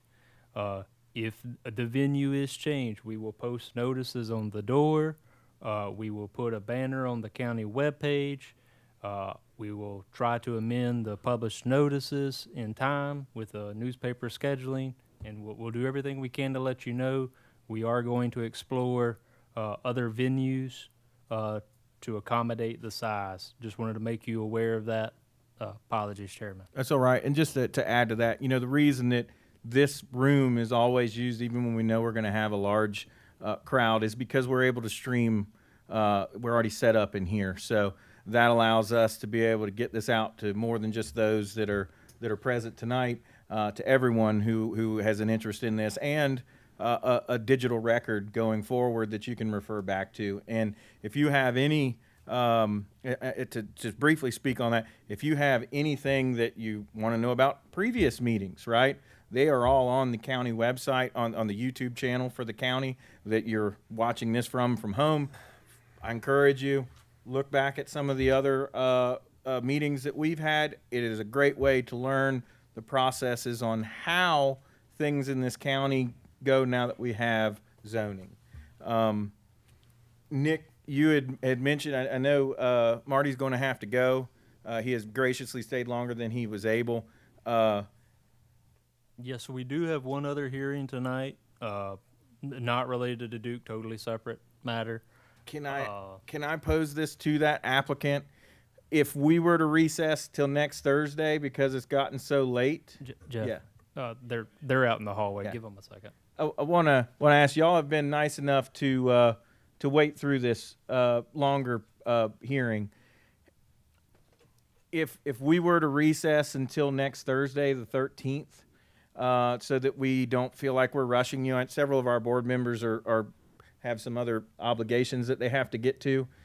Is that going to put you in a serious bad spot, or is that really not going to impact your plans? I like to make sure we aren't hindering people from getting things moving if it would.